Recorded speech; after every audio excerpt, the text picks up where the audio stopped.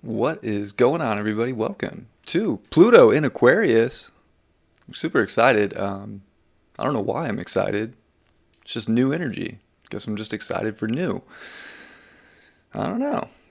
But I'm excited. And I hope everybody's doing well. I hope you're doing outstanding. Going to go through Pluto in the houses, basically, for each sun and rising sign. So please apply what I put in this live here in this video to your sun, your rising sign, so you can do both. And yeah, you know, we're on the cusp here of a 20-year road to Pisces for Pluto, so it's going to be a long haul. So remember too, the things that I do say, they're not going to manifest right away. I mean, it's possible, but these are, you know, things that happen throughout the course of time.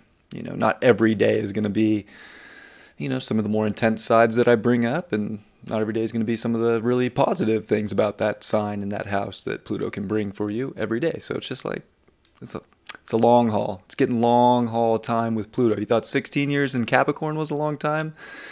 Well, we're still not done with that, but yeah, 20 years in Aquarius. So 2044, kind of crazy. So long haul. Well, I hope everybody's doing well. I'm excited to see people in the chat. I do want to say that my school is available for enrollment, for purchase. You can go to my website, click the link below. It is my Karma Resolution course. I'm stoked. This is going to go deep into past life astrology. It's going to go deep into just stuff that we have subconsciously that maybe we're conscious of, maybe we're not. We can look at our natal chart and learn to resolve these things and learn to use polarity, because it is actually through polarity that we resolve karma. Ironically enough, right? So there's a lot of things I want to teach in this class. I've been putting it together and building it, and I'm like really excited to teach it. So if you're interested, please do take a look and enroll in that. The live classes start in almost a week. It'll be next Friday at 4 p.m.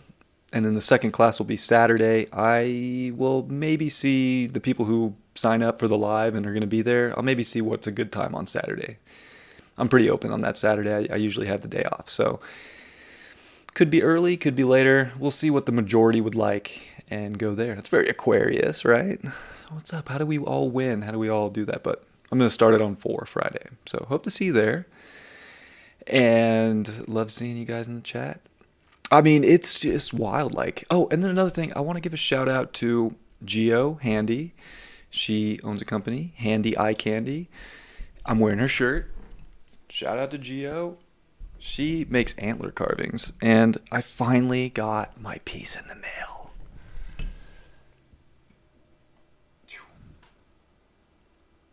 Get my face out of here. Ah. She carved me this.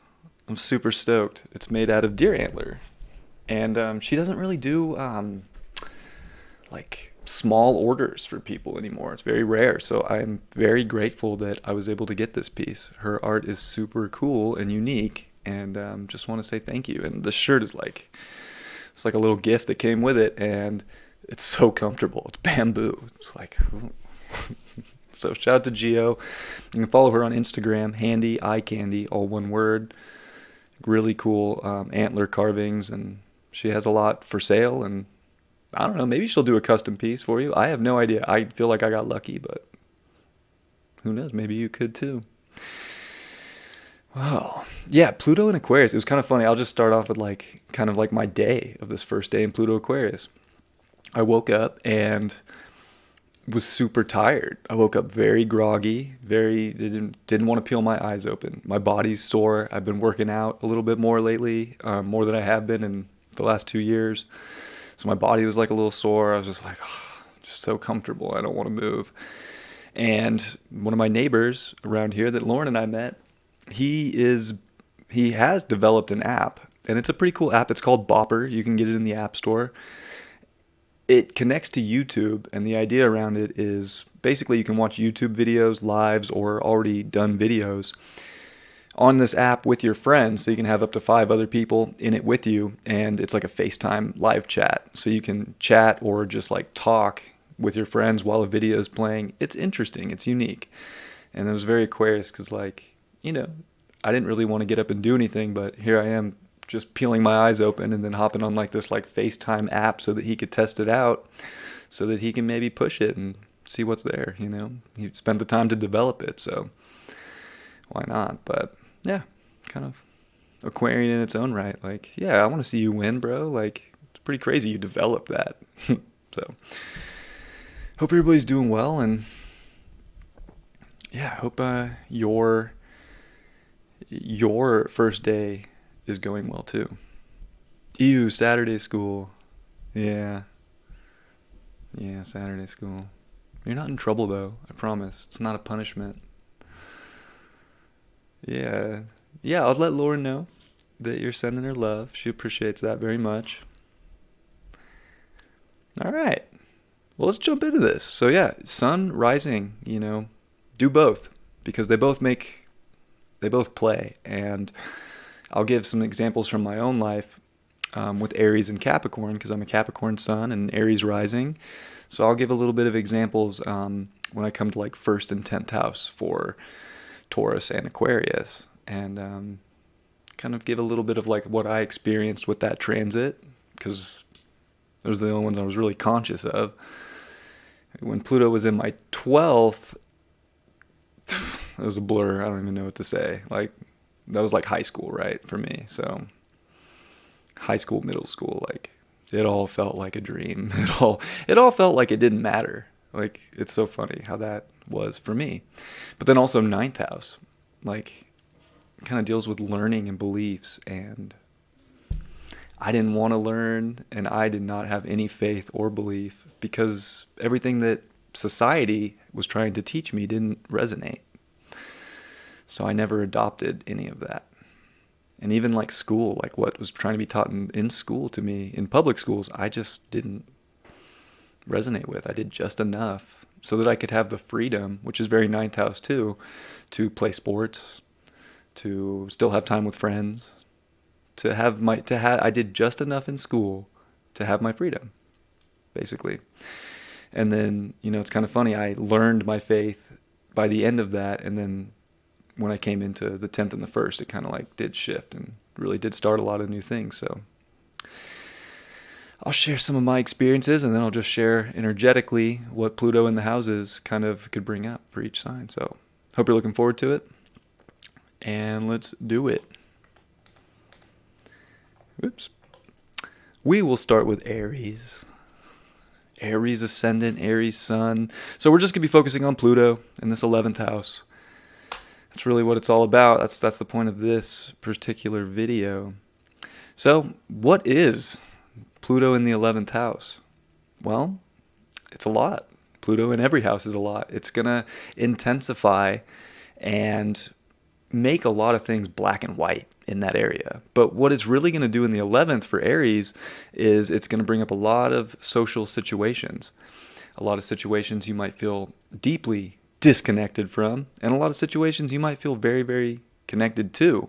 This is where a lot of Aries suns, Aries risings are going to have a huge breakout moments, where maybe they, especially with Pluto in the 10th, were conditioned to a way that society was supposed to be, maybe trying to reach the top of something, to have some kind of a hierarchy in their life. Well, kind of get to the end of that and kind of start closing this out here, and you start to realize that maybe that thing that you had dedicated and committed so much to actually just repressed you from your true individual nature. So the 11th house in Aquarius is going to start to really break Aries out into the most authentic, powerful, innovative versions of themselves. But they're going to have to go through these issues of relearning situations, re-innovating their lives, and moving into a future. Like, the Aries are going to start to see a future, which, this is a long haul. So, right, like, of course you're going to see the future in 20 years, right? But this is going to be different because it's not so much about your prestige in life. It's going to be more about your integrity and your honor, but how you connect that to others, how you connect that to society, and how you really move the collective forward. So you're moving yourself forward, and you're really going to move the collective forward at the same time. You're going to find a ton of like-minded groups. You're going to see a stark polarity at the same time, though. So many non-like-minded groups. And it brings up intense situations. You could see friend groups start to dissipate.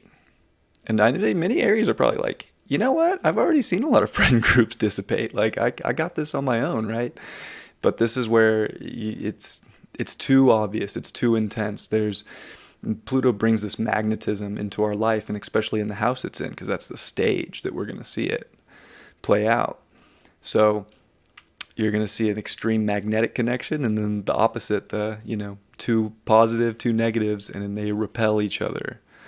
So it's definitely learning to not be, pompous in a sense. Like, you do have to find ways to make win-win situations. You have to find ways to be objective, to listen, to not just be this know-it-all at the same time and have some God complex, because that can kind of show up too, where it's like, no, I'm unique, I'm cool, everybody else sucks. And then that's how you get alienation in the 11th house and in Aquarius.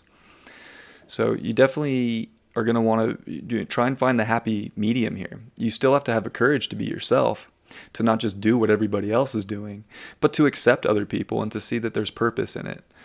And I do think that for Aquarius, this is going to help, or not Aquarius, but for Aries here, this is going to help with, long-term memory. And I say long-term in a sense of lives, past lives, future lives, Akashic record type energy. It is the channel. It is the frequency, the radio station that you're tuning into. So all Aries are going to start to find this very, very unique frequency that they're resonating at. And that's going to help them connect to different beings, different dimensions, different timelines. And, I wouldn't be surprised if Aries start to become very telepathic at the same time with Pluto here. It's definitely intensifying frequency. But at the same time, this could wipe out and diminish and destroy the frequency that you're no longer at. So it's going to be a 20-year process here of, I guess, tuning the radio dial into your place in society that really is the most authentic and true, and gives you the most empowerment of your individual nature, and connects you with people who respect that too, and who want to innovate in the same ways. And it's also going to, completely take the radio station off the dial, that there is no more resonance. There is no more frequency match. It's just static. So this is where Aries can start to get a lot of static, a lot of feedback, right? Whether it's mic feedback or not, you're going to know where the connection's at and where the disconnection's at. And it's definitely about not running away from situations. I think you're going to have to find your alone time, which Aries is good at. So I think this is a positive place for Aries to have this. It's definitely you can run away. You're going to have to hop in your spaceship and kind of, go figure out what you're doing, figure out your emotions, because it can get cold too, cold emotionally. And you're going to have to remember the heart. That's the other part here is Leo. That's the polarity. So Aries are going to have to remember 5th house energy. And that's going to be how you resolve a lot of this Pluto transformation, karma instances that are going to come over the next 20 years, is to remember to have warmth, to remember to have heart, to remember to be creative, to be yourself, to be fully authentically yourself, to create life for yourself, but also to share it with others, to have tribe. If it's just all about you, it's not going to work very well. If it's just all about people, then you're not being unique and you're not being an individual, you're just being a follower. So you have to find this sweet spot of being very strong, courageous, to be a leader and to be an innovator and a forward thinker, and to figure out emotion and to take time for yourself so that you can come back to the whole and to people and to really show the way forward. It's, and you know what, this doesn't have to be anything, not every Aries is going to, come out with some crazy invention, but I guarantee that many will reinvent some part of their life that matches their frequency better, because they're at a point where they've got nothing to lose. It's time to just be that way. It's almost like the 10th house was done with Pluto. There could have been so much ambition or goals that they ran their course over the last 16 years. And you're starting to see that there's only one way forward, and that's a new way to innovate what that life is for you, that brings you creative self-actualization of the identity that you are and who you are. So it's a very positive time, I think, for Aries, because that 10th house is cardinal, right? It's Capricorn, so this has been Pluto squares to your sun, to your rising, if you have planets in Aries, right? So there's been huge initiations that have started and really, are propelling you to step into your future, to step into society. You can isolate to figure things out, but once you figure it out and you come to this very intelligent conclusion, you have to bring it to the world. And Aries are going to start saying crazy things, and people are going to look at them like they're like, "What? Are you a lunatic? That'll never happen." And I bet you 9 times out of 10, it'll happen. There's just something about the 11th house that can go into the future. It can, but the time's not the same there. It's not like Capricorn time space. It's not like 10th house time space. It's really all of it, right? It's all time space. It's the whole continuum. And it goes past and beyond that as well, into other dimensions. So you'll start to see Aries making some crazy, predictions, starting to see into a future, and you'll be like, there's no way that'll happen. And within 20 years or less, you'll be like, holy shit, that happened. Wow. So Aries are going to start seeing the future here, and that could be, intense, right? These are Mars-ruled people. So you're going to be probably pretty passionate, pretty straightforward about what you're seeing, and not everybody's going to get it. And you have to be okay with that. Have the courage to have your own ideals, your own perspective, and own that. And another thing, right, is the 11th house is very Aquarian. Aquarius is very Prometheus, right? Prometheus brought the humans fire from the gods. So Aries are going to be bringing fire. It's almost like Aries are going to go a little anarchy, a little rebel here over the next 20 years to steal, something special that the collective needs to move forward. Maybe it's just an energetic frequency. Maybe it's actually something else. But there's something about Aries here. They're going to get ready to steal some sort of a fire that needs to come to humanity, so humanity can innovate and really step up into a new world, new reality. But you'll see Aries change friend groups. If you're an Aries, you're going to change friend groups. You're going to go through a moment of feeling very alienated. You might feel very alone. You might feel like you have nobody.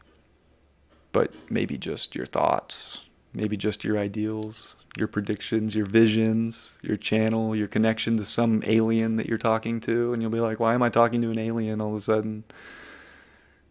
And eventually you're going to get the download that helps you move humanity forward. It's almost like you're taking something that the collective hasn't seen before or felt before, some kind of technology that's been missing, and it's your job to be the bearer of that for people. So have your moments, Aries, of, going into your spaceship, doing your own thing, but remember that these next 20 years, you're here to really be a powerful leader and move the collective forward and be an innovator and do things different. And you don't want to follow the herd ever. And Aries doesn't like to do that anyways. That's why you have an Aquarius 11th house, So you are the original leader. You come first in the zodiac. This is really taking that to a special level, but it's realizing that you're not the only special one either. Every being, soul, vibration is special in its own right. And I think you start to understand that more and more and use that light for the best good. So that's what I got to say for Aries. Maybe we'll do some questions on it. Were there any Aries? Was there any questions about Aries? We can go on a little bit longer.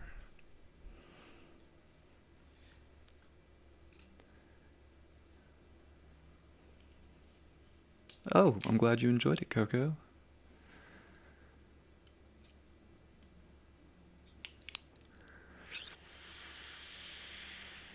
$89 people in the chat. That's what's up. Thanks for being here.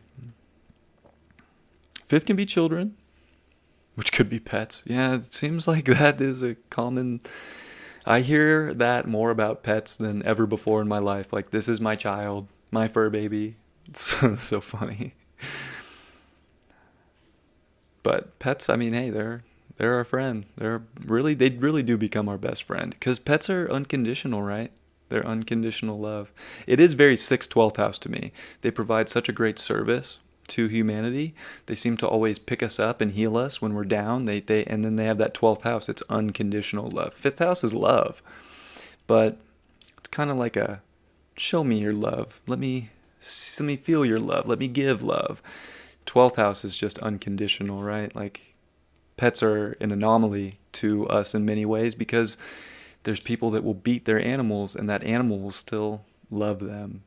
It's crazy, right? It's hard to believe it can work that way, but it happens that way with animals. They show just a true, just unconditional love to us.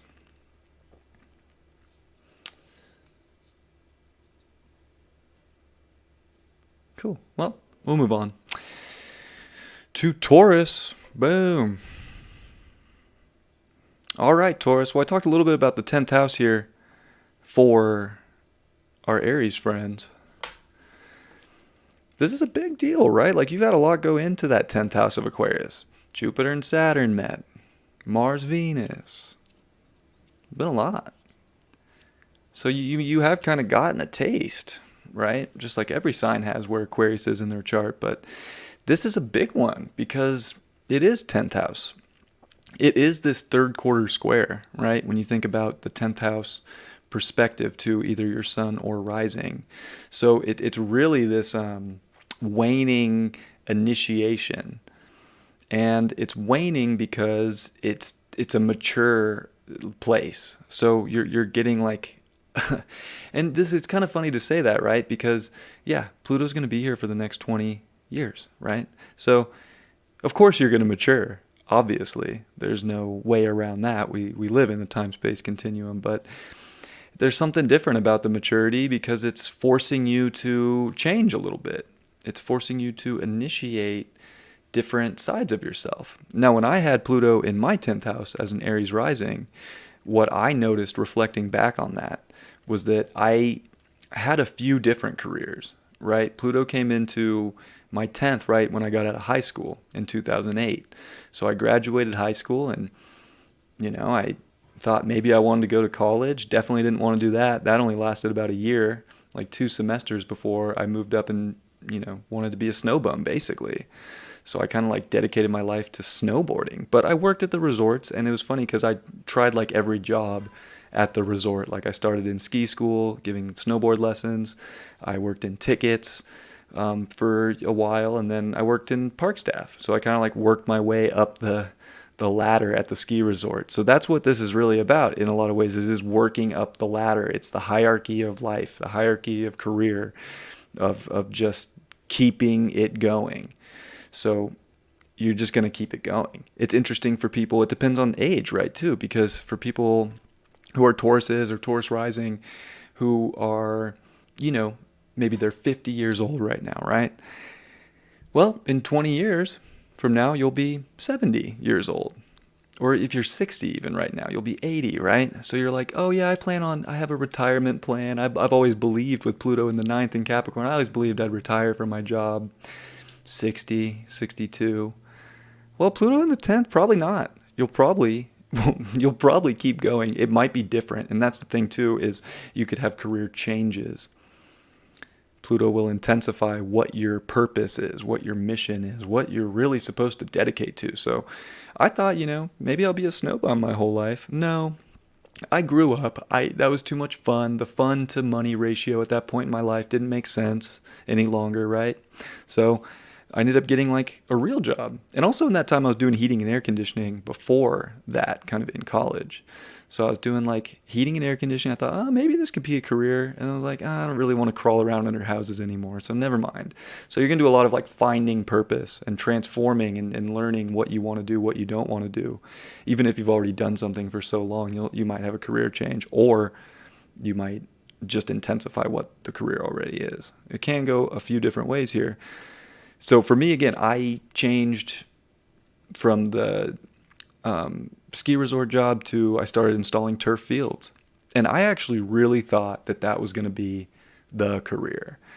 I kind of figured, well, I didn't get a college education. I didn't pay attention in school, really. I'm good at this job. It's easy to me. I never took geometry in high school, but astrology is geometry. I'm good at that. And I was really good at laying out, and building things. I just got geometry and triangulation, and it made sense. So I became really good at that. But again, it was the hierarchy. I started out as, of course, like you start any job, don't know anything, apprentice, right? And then and this is how fast and how intense Pluto can be in your 10th is you're supposed to go 4 years being an apprentice before you journey out and become a journeyman, which is like, right, you're a journeyman in union, which I was a union worker for that construction company. It's like you apprentice and then you become a pro. Journeyman is like the pro, right? You're established, you know what you're doing, you send you anywhere, you can do the job.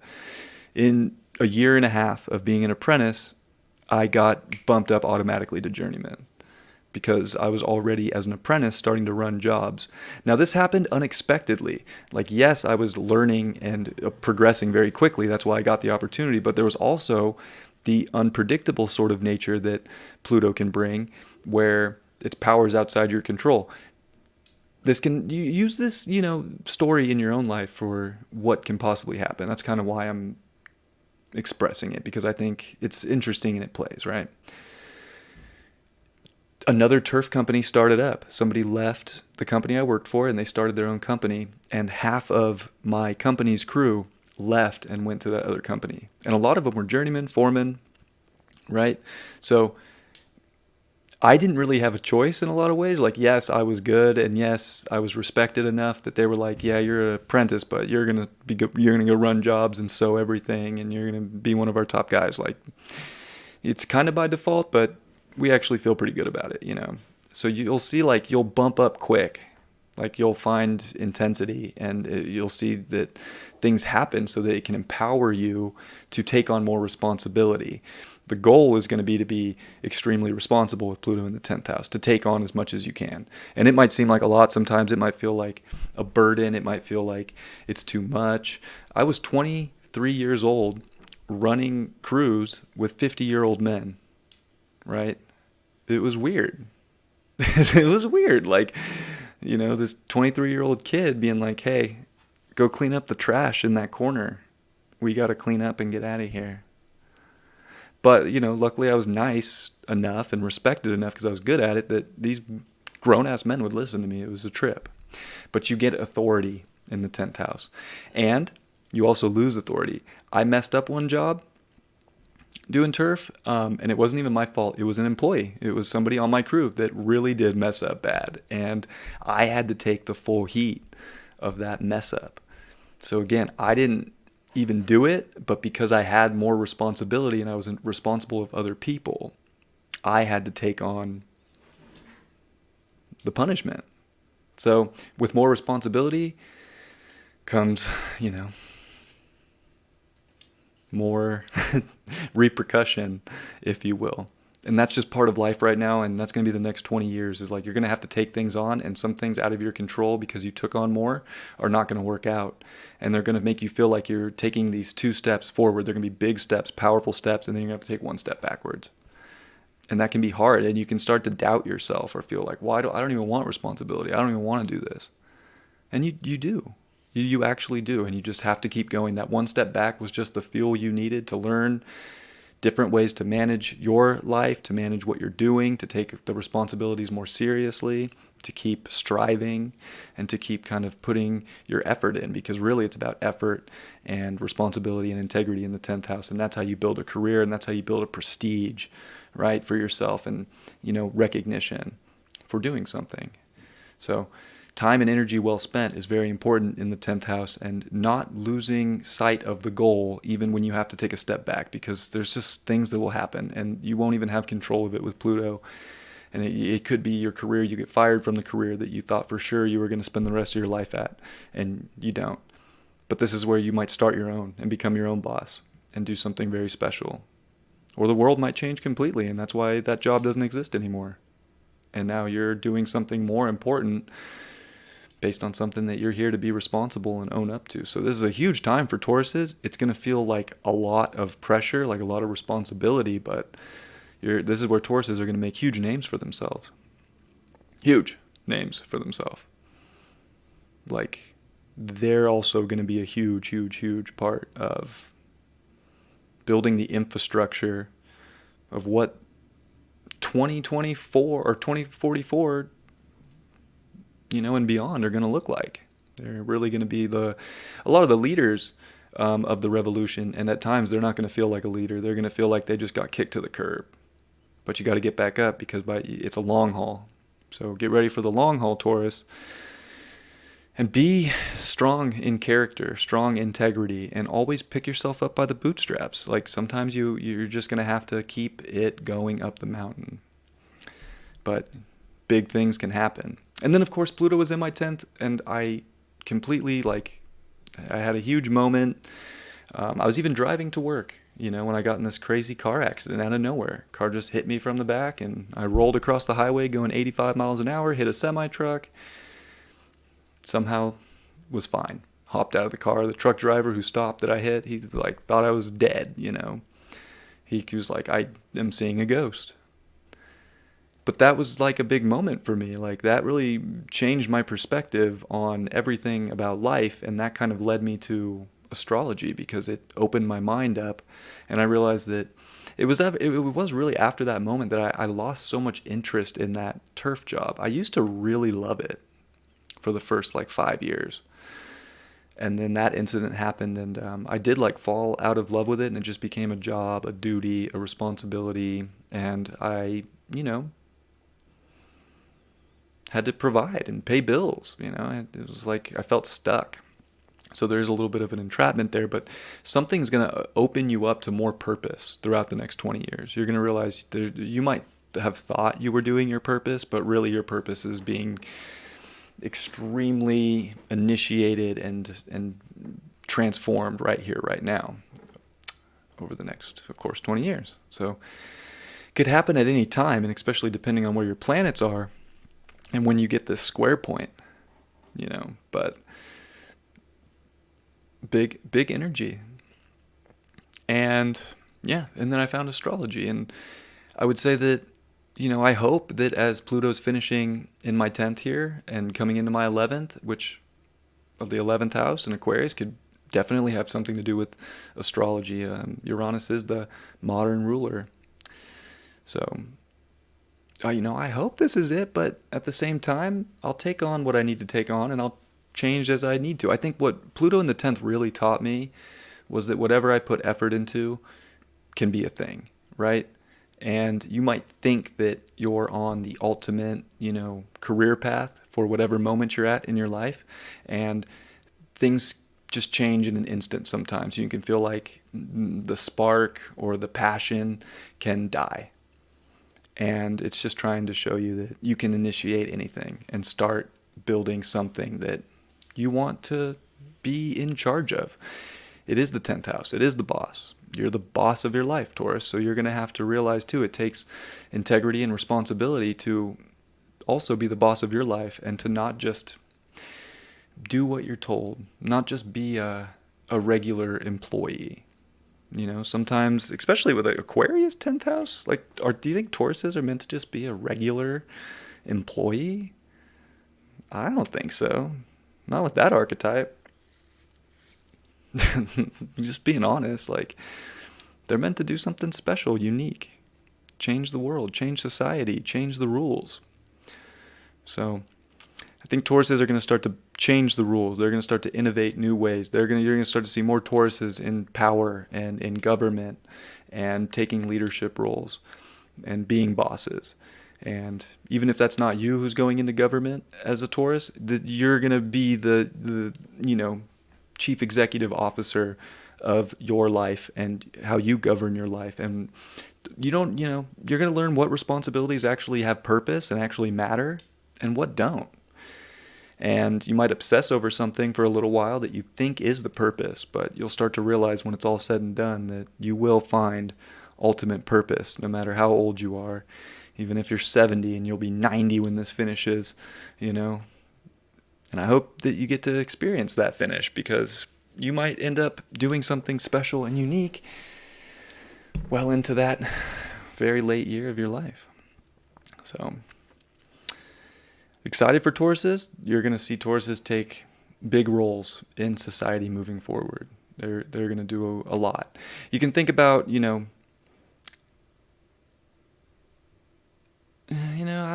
don't know if that was going to make sense, so I won't go there, but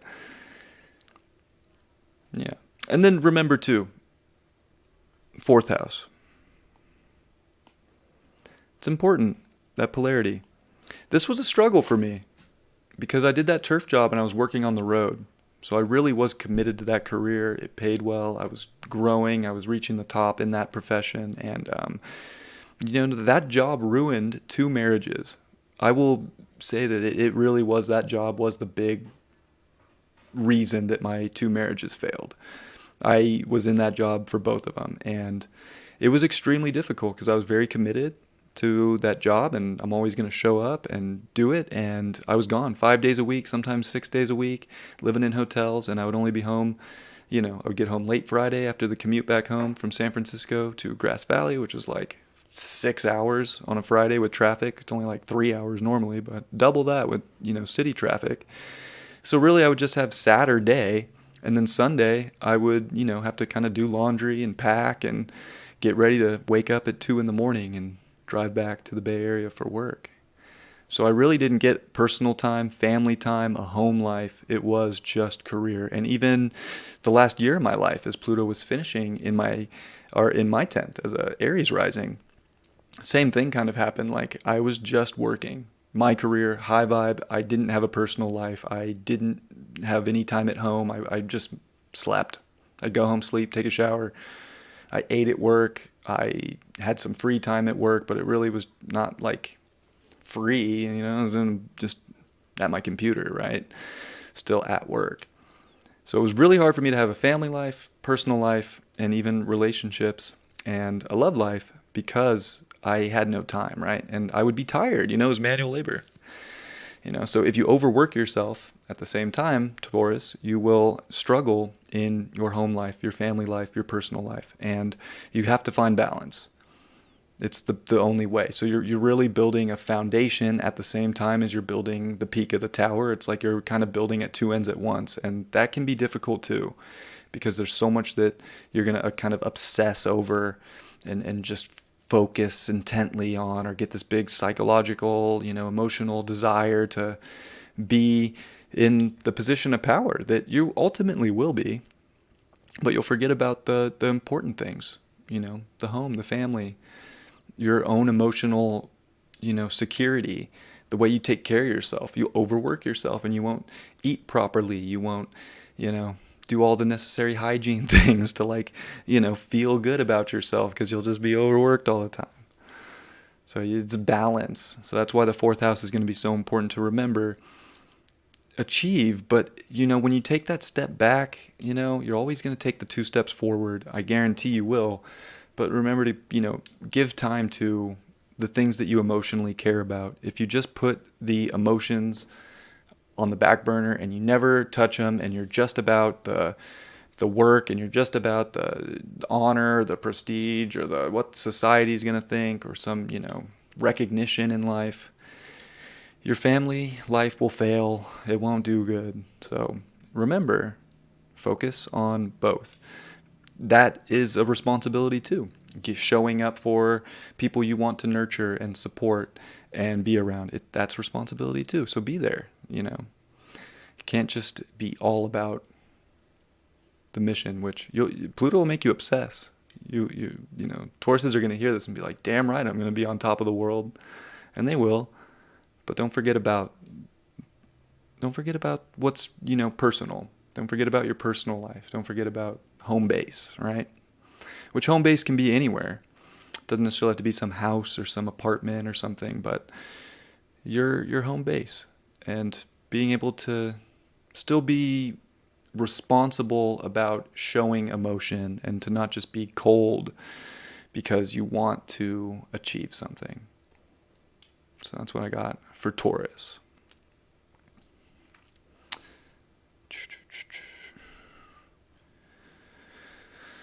Bum, bum, bum, bum.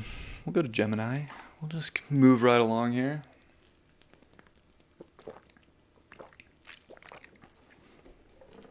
$112 in the chat. What up?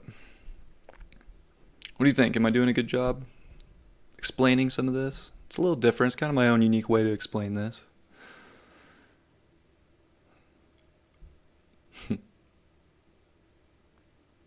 Some good chat going on. All right. And of course, you know, so much more is going to go on, right? I'm just talking about this base Pluto in the house. You're going to have eclipses in other houses. You're going to have Saturn transiting houses. Jupiter's going to go through almost 2 cycles while Pluto's in Aquarius, right? So, yes. So, remember, there's always a lot that's going to play in. We're very complex beings, but it's good to have this kind of on the back burner, right? All right, Gemini rising. Pluto in the 9th. This was my school life. It's so funny. When I had Pluto in the 9th, it just happened that way, that it really was, you know, 5th, 6th grade through high school, through graduation. And man, oh man, if anybody, it's so funny for like a Gemini having an Aquarius 9th house. Like, Geminis need constant stimulation, and they are a little alienated to maybe just beliefs. They kind of want facts and truth and their own subjective truth, and maybe not just being told by, you know, everybody what to believe or what to learn. So this is definitely going to bring up a lot of mental stimulation, which you're already a very mental sign, right? The 9th house deals with intuition, though. So I think for Geminis, this is going to be a nice shift out of the 8th house, where a lot of transformation work and a lot of deep emotional, psychological work has taken place. Maybe feeling abandoned, maybe feeling like things got taken from you, but only to kind of build you back up. Now you're kind of building back up a belief, you know, and it's going to come through not so much like scholastic learning, I feel like, for you. It's more intuitive. It's more about a big faith and where are you aiming your arrow. So you're going to start to see belief structures break down because you're forming a more deeper channeled connection to God, and God's going to come through in a way, and you're going to be like, yeah, that's not what I was taught. And, you know, maybe somebody teaches you this. This could be an extreme attachment to some guru. At the same time, there's another way this could go, where you could find some guru in your life that you think has all the answers, knows the way, and you might form a very deep bond, very deep merge with that perspective, that way of, you know, being or believing. And Pluto here will give you that. It'll give you all of that, and it'll give you a lot of satisfaction and a lot of pleasure in thinking that that is this way. But it'll blow up. So you're going to, you know, realize that the only truth is your truth, and that you can follow somebody else's belief for so long before you start to really find your own truth, and you really start to express that, and you start to channel it. And this is going to be more of a, you know, it's going to be a very awakening time, I think, for Geminis. Like, I'm not saying Geminis aren't awake by any means. They very much are, but this is going to expand so much that has kind of had to get consolidated or have, linear back truth or some kind of a text written to it. This is more. So you're going to realize that things are going to break down, your beliefs are going to change. This is this is good for you because you are an adaptable sign, right? So this is helping you be more adaptable. When you go on a journey, which is very ninth house, foreign lands, a quest. When you go on a journey, there's detours. Sometimes you have to go a route, you have to change plans, a snowstorm. You just have to figure it out, find another way. But it's about positivity at the same time, the ninth house. It's like there's a jovialness. And if you're excited to adapt, excited to see more, to expand, to grow your consciousness, and you don't confine yourself to anything small, the world's your oyster. Like this is where you're just going to start to know things. And, maybe people tell it to you, maybe not. Maybe you just come up with this all on your own. It'll be very interesting to see how Geminis accept this intuitive nature even more into their life. Because you can be very heady as a Gemini, right? Very, left brain oriented. It's Mercury. It's quick. Kind of picks up here and there, makes changes. This is going to be an interesting one because it's going to be something that you really did pick up that you wanted to hold on to and believe in and think was the almighty truth. And it's going to change. But it's also going to get strong. And this is where, you're also going to see Geminis start to be, or as a Gemini, you're going to start to be, you'll get a little dogmatic. You'll start to think you have it all figured out, that you know the way, and look, it's true. Geminis will become gurus with it in the ninth house, depending on where they're at in their life. Geminis will have the truth. I mean, Gemini is the truth, and Sag is the truth. It's the truth axis. So this is the huge moment of truth. The next 20 years are the 20 years of the ultimate truth. But because I think this is special for you, because you are a Gemini and because you are subjective and want debate and, want to express and talk and communicate, it's not so much about just your opinion, your belief. You'll have them and they'll be strong, they'll be intense. You're going to learn so much and acquire so much wisdom, and you're going to lose wisdom because it wasn't your wisdom. But, it's about being able to express and communicate that. Third house. And everybody's going to have their own truth, their own wisdom, their own belief.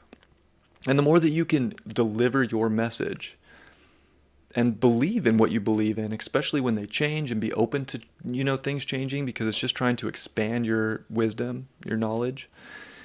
Believe it, believe it until it's not worth believing anymore.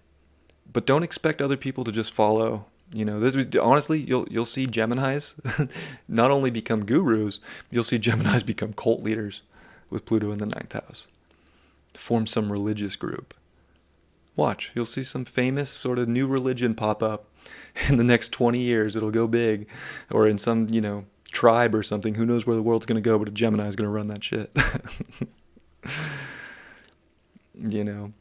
So it's going to be interesting. You're going to see that side where Geminis are going to feel very special in what they know. They're going to be very, Pope-like, come out and be like, I have the wisdom from this book. And you know what? I would say if it doesn't come from a book, Gemini, and you do have that wisdom, you got it. Because this is much more of an intuitive wisdom. This is much more right brain. If you feel like you just got dropped this information from God, you 100% did with Pluto in your ninth house over the next 20 years. And you're going to want to explore that and learn more and take on as much of that philosophy as you can get your hands on. So it does come back to the third house, where it's like you intuitively get it. And I think naturally, because you're a Gemini and you have that third house energy in you, naturally you're going to want to learn and figure out the finer detail and be able to express it and communicate it. So this is where you're going to see, again, Geminis are going to become very, very guru-like over, in 20 years. And it's going to feel, it can be hard because, when beliefs get shattered, it's emotionally wrecking. And Pluto's very emotional too. So it is this emotional wrecking ball that we have to go through. And especially, like say you were a Christian and you had Pluto, you were a devoted Christian and you had Pluto come into the ninth house, and all of a sudden your faith was broken and you stopped believing in that way of being. That would be an intense, hard transformation. This is something that Gemini could experience in their life. Maybe it's not about just religion, but think about something you believe in dearly and how emotional beliefs are. Jupiter is ninth house energy, Sagittarius energy. Jupiter just got 20 more moons discovered. Jupiter has like 94 moons. Like, no wonder it's exalted in Cancer, right? Like, that is an emotional planet. People are emotional about their beliefs. You call someone's belief a lie and you say it ain't the truth, you watch somebody, how dare you, right? So that's another aspect that'll get brought up, is you're going to see Geminis, get their own beliefs questioned by people, by the world. Because God's trying to, come through in a way and teach you a deeper lesson about, do you really know the truth? Because Sagittarius is the ultimate truth. And as a Gemini, third house, everybody has a different one of those. That's just the way it is.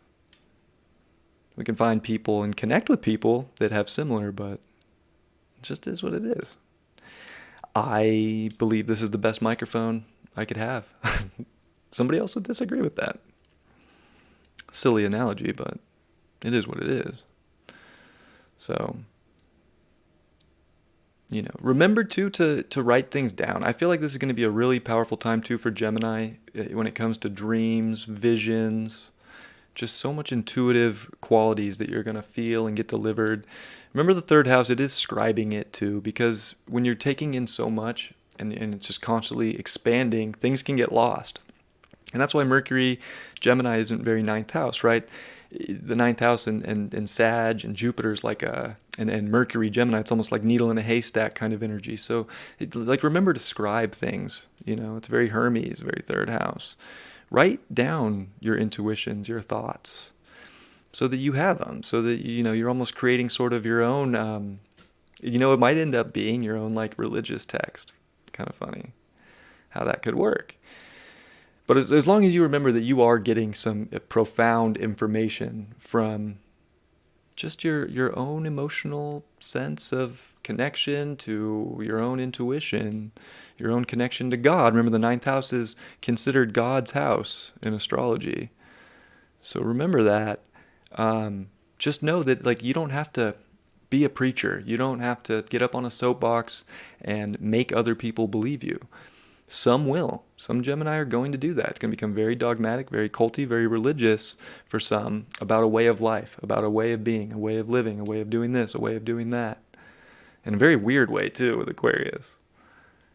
So remember that have your weird, quirky belief that you feel like keeps you super connected to Source, to God, to something bigger, to have something to aim your arrow at and to, keep going on the quest, keep going on the journey. But don't forget, there's other people in this world too. And they're going to feel different, think different. It's not your job to convert people, Gemini. With Pluto over the next 20 years, don't convert people. It will make your life hard. It will drive people away. You'll get scrutinized. People will call you a cult leader, So remember, your beliefs are yours, and that's all. They're meant to be yours. They are your guiding light, your arrow, your big vision. It's your journey. You will connect with people on that journey. You will find people who believe in the same thing. The more you just get straight preachy with it, the more people you're going to repel. And Pluto will teach you that, and this can happen subconsciously in different, areas of your life. You'll just not be. People are just going to think you're pompous Gemini, fucking talking all that talk, doesn't listen to me. So remember to keep listening. And also remember, you can't learn anything if you don't listen. And if this is the learning axis here and you're acquiring more wisdom, it is important to listen also, right? So you will acquire wisdom through listening and having debate just as much as you will through your own time of whatever it is you do that's connecting you with just, claircognition. Claircognition is very ninth house of the clairs to me. It's not a vision. It's not a voice. It's just a knowing. And you feel it. And you're like, oh. Or maybe that's clairsentience. One of the two. But they're kind of similar to me. Because clairsentience is like the feeling. You might get goosebumps. But I think it's more of just a knowing. And that's why I think claircognition is the hard one actually to believe it or not. Because it's not like you heard it. It's not like you saw it. You just got the instant, how do I know this? Did I just make this up? Maybe you did, maybe you didn't, but pay attention to that.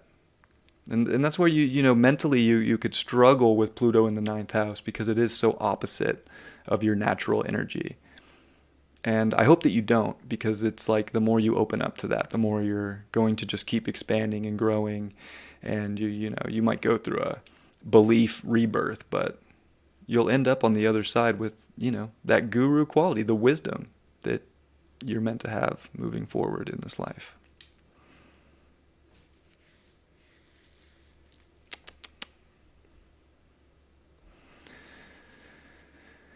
All right, move on to Cancer.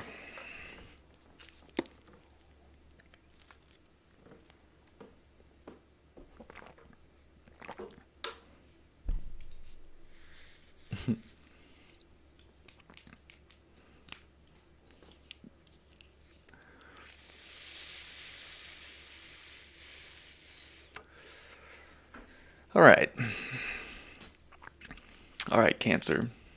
Pluto's out of your 7th. Woo! That opposed a lot of your existence, didn't it? Whether you're just a Cancer rising or a Cancer sun, it's definitely a big opposition there. That's what Pluto does in oppositions, is it really shows things fully, right? Think about a full moon. There it is, all of it. And Pluto is every bit of it. And sometimes it's ugly, sometimes it's pretty, sometimes it bestows something great to you, sometimes it takes something from you. And people could have played that role in your life from time to time. Definitely showed you how to form strong contracts. So Pluto in the 8th here is the merge, and it is intense in the 8th house. Pluto is a ruler of 8th house energy. It is death. It is rebirth. When I say death and rebirth, a better term, I guess, would be starts and finishes, entries and exits. We don't have to look at death as a scary thing, but guess what the 8th house brings up? Fear.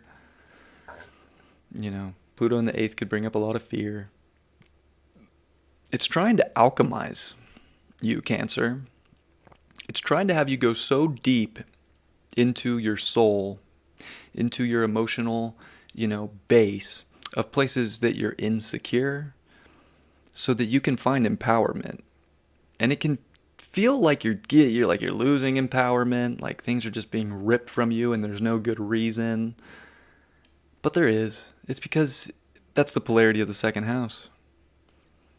You can create everything you need. You are all you need. Pluto in the 8th, like if you thought Pluto in the 7th was wild for relationships, it was. But Pluto in the 8th will make you feel like you need somebody else. It's very codependent. And, Pluto in the 7th can be codependent too. But it's not always in the 8th house codependent on just a person. It's codependent energetically, that something will make you feel safer, will give you more abundance, will make you feel more you. And those are the things that get taken away. Those are the things that the emotions we have to feel, that we osmose. We take these things in, we feel them deeply, passionately, intensely, and then we alchemize them. So the 8th house to me is very alchemical. It really is where you're going to Turn lead into gold within yourself. There's going to be moments over the next 20 years where you could just feel beat down, broken, taken, used, abused, put out in the cold, just so that you can alchemize whatever that insecurity or that fear was, that you needed something to make you better, to make you whole. So it's a very special place for Pluto, but it's it honestly has like Dark Night of the Soul written all over it, you know?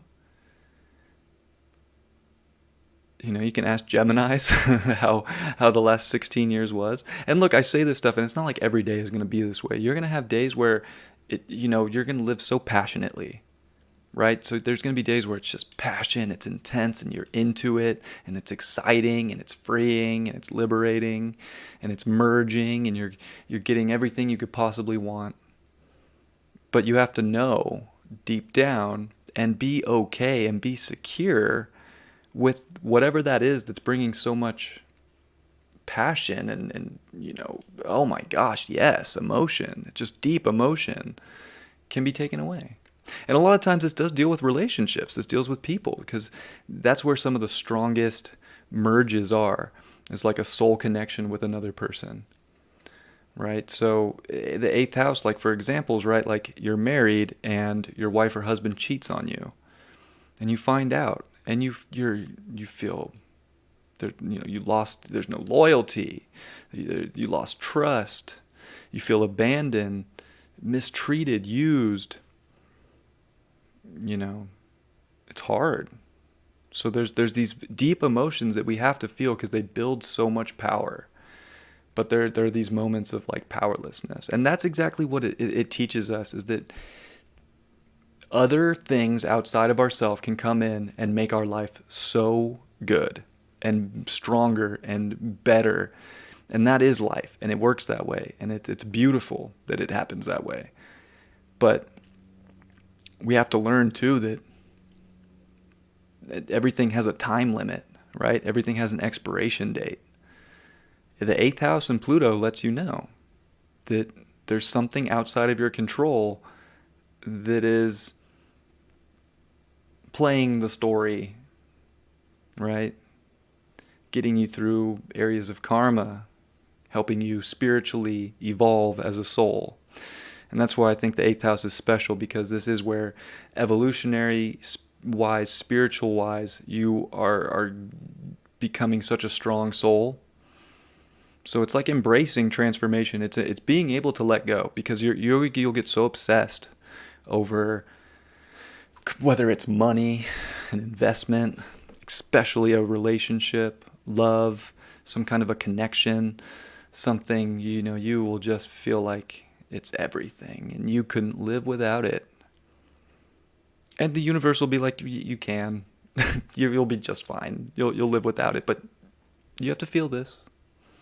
So feeling you will do. So it's a very intense emotional time, and you're already what many would say are the most emotional sign in the zodiac, right, Cancer? So, and look, you're ruled by the moon, right? Well, guess what? The moon hates the 8th house. And it's at fall position in Scorpio.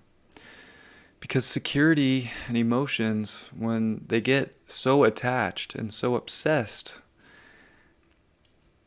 it really does feel like something, like a part of us was taken, right? How many times have you heard somebody in a relationship say that when a partner left them or cheated on them or was unfaithful, that they feel like a part of them was taken? That's 8th house shit. No, I'm not trying to put you in a fear state. My goal for this would be to know this in the back of your mind, so that if an event happens, it's all about that 2nd house for you. You just have to know you're secure, you are whole. It's your life. It's your life to build. Just because something left that you had no control over, a person, a place, a thing, it wasn't you. You don't have control over that situation, and you can't. And you'll think in the 8th house you can control the universe, you can control other people, you can manipulate the situation, and you will. You will get moments in this transit where you will get what you want, and you will suck people in, and you'll be like, yeah, they have a lot of money, I want a lot of money, boom. They have this, I want some of that. You'll attract that in, and you'll get used to it, and you'll like it. And transformation. It can feel cataclysmic in a lot of ways and hard. But again, if you remember always, Cancer, your second house, your security, your light, your self-worth, and that you are whole and worth it all the time, and that you can always manifest, and you can always take care of yourself, and you can always shine bright and, be that rock for yourself, you will find the next moment. You will learn so much through the transformation. You will feel like maybe you had everything and you lost it all, but you will build it back. You will make it back. You always can make it back. So no matter what tries to leave, you will always get something in return. So the better you can let go of things, the faster you will learn, the faster you will come to these, evolutionary lessons. You will alchemize situations in your life, and you'll start to see where the real bonds are made. This is the house of marriage. This is the house of merging, shared money, shared resources, investments. This might be where Cancers start to invest more, might be looking for security and what's going on with money. And especially in this world, nobody really knows. So there could be some intense investigation, because that's the eighth house too. It's an investigation place. It's the why, especially Pluto. Why? Why is this market crashing, and why is my money in it? Why? And figure it out. And you know what? Through deep investigation, you find answers. So there will be a lot of that too. This deals with psychology as well. Cancer, you might think that you know what everybody's thinking, what everybody's feeling, and you can push people away too with the eighth house. It's very magnetic in a sense too. It's either coming together or it's repelling. If you just think you know what everybody's feeling, you don't actually trust them, right? Because it brings up trust. And trust gets broken, and then it's hard to build trust back. But if you just think you already know everything that somebody else is going to do or say, you're kind of, you're not giving the other person at least the benefit of the doubt to see if they're actually going, or if they're actually telling the truth. Now, I will say it's so intuitive in the eighth house that there is kind of a bullshit meter that goes off where you'll be like, yeah, this is bullshit. So you'll start to see through some things. But there's also something about, you kind of have to actually wait for the cold hard evidence, like any good investigator would. It's like an investigator can't just go arrest somebody because they do know that they did it, right? They know this person did the crime. They're bad. They need to go to jail. They need to get what they deserve. But it doesn't work that way. At least in America it doesn't, right? Which is most of the people watching this live in a country like that. I would imagine, at least. There are countries out there where they can be like, I know you did it, I don't have any proof, but we got you, But most people aren't living, that are watching this video, in that situation. You have to have the cold hard proof, the cold hard evidence. And then you can, take it to the prosecution. But you have to be careful with that. You'll use your bullshit meter, but use it as a way to kind of protect and feel safe and be like, yeah, I know, but I still feel like there's an experience here. And instead of just blocking it, I'm going to get into it. And then if it doesn't work out, then you already kind of have that base in that secure place and you don't feel so taken. So it's interesting. You're going to feel a very strong pull with people. And you might know, like, I don't think this is going to work, but darn it, passionately, everything's pulling me here. I can't stop it. And even if you tried to stop it, that's how magnetic and kind of deep the eighth house is. You can't really fight it. Again, if you try to control everything in the eighth house, it's always going to blow up in your face. It's just a deeper place, right? It deals with secrets. It's a cult. It's hidden. I mean, these are some of your deep hidden secrets that are also going to find their way out. Could be from a friend, right? That's a way that the eighth house, and especially Aquarius eighth house, like you could have a deep secret you told a friend and they blast you. They tell your secret and you feel again betrayed. How could you do this to me? Now, I'm not saying that's gonna, just happen to every Cancer, but again, use these examples for what they are, just examples. Secrets come out. And you might, hide a lot of yourself too. It does bring up sex. I can't really talk about the eighth house and Pluto without talking about sex. So it's an extremely sexual 20 years. It could be hypersexual. And on the flip side, it could be a repel from sexual energy, especially just depending on people's experiences up until this point. If you've had very bad experiences sexually, this might be where people, some Cancers might go celibate. There's a fear. There's a block. They don't trust because they've been mistreated. And I think eventually that would get worked through and it would get resolved. That would be the alchemical process in that situation. And then you'll see people that, Cancer is just going to go deeper and deeper into that passion, into that, connection, that full mix, especially sexually. And again, that's where they'll get so invested sexually that they'll fall deeply, deeply in love and obsessed. And yeah, that person will probably do something and leave the relationship eventually. It's hard. The eighth house is sticky, and we want to commit and we want to be in it forever because it feels like everything we could have ever wanted that we could never provide just for ourselves. And yeah, it's one of those lessons that has a time limit. So it's going to be a long 20 years of alchemization. This is teaching you to be more secure, more strong within yourself, to know your values, know your worth, to learn how to trust. But you can't control if other people are going to break trust or, manipulate situations in your life or do certain things. So it just is what it is. And the more you can understand that and still be willing to give yourself, to receive, to be open, to be truthful, to not keep secrets, because you're solid and you're good and it doesn't matter. In the end, you feel confident in yourself. You'll have extreme spiritual growth here. You'll have extreme, there'll be some serious wealth that you do get because you invested in your soul growth by sticking it out, going through the hard times. It reminds me of a market. It deals with investment energy, ups and downs, highs and lows. Sometimes the market's up, sometimes the market's down. Right now the market's usually down, but again, it fluctuates. You got to go through the highs and lows, and you see the benefit in both. There's benefits in the highs, there's benefits in the lows. The eighth house teaches you a lot of that energy. So, hope that is helpful, Cancer.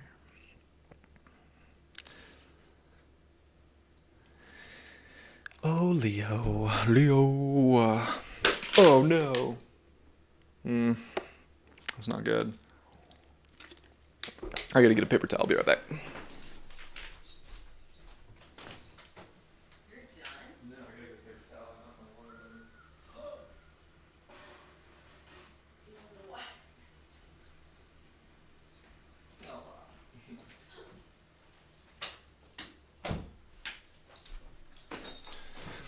Knocked my water over.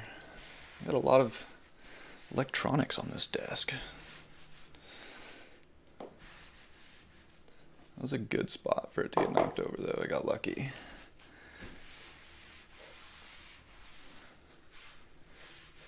That'd be very Pluto in my 11th as an Aries rising. Just fry my whole computer.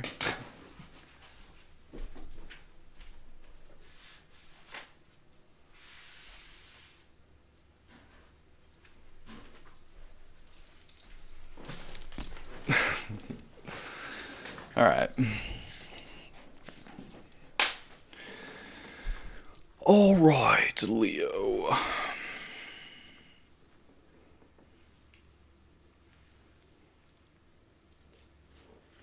Come on, Bull Run.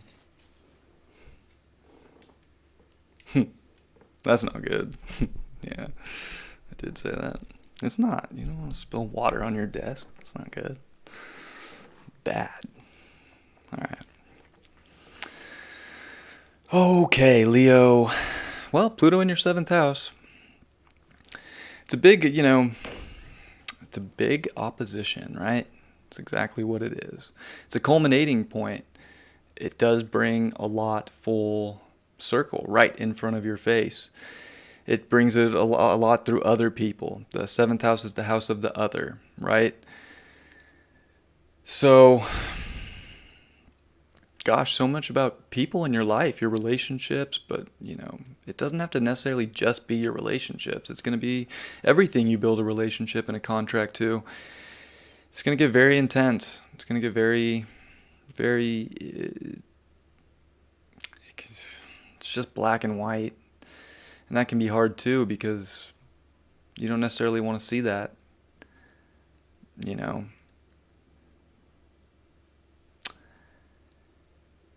This is where you're going to see intense relationships, Leo. You're going to be very magnetic to people. You will pull people in very, very quick, very intensely. However, you will push people away just as fast. It's an interesting place. If you're putting too much obsessive energy or attention or emotion into just other people, you'll forget about yourself, and that would be a very strange thing for a Leo to do. But you might see Leos go through a situation like that, especially with Pluto finishing up in the 6th, because that's humbling also, and that's still finishing up. So Leos have had to go through they've had to go through their own humbling experiences over the last 16 years. But, it is the 1st house polarity is important, Leo, which is opposing a lot of your planets, especially if you're a Leo sun. You could have Venus, Mercury, right? Or just opposing your 1st house.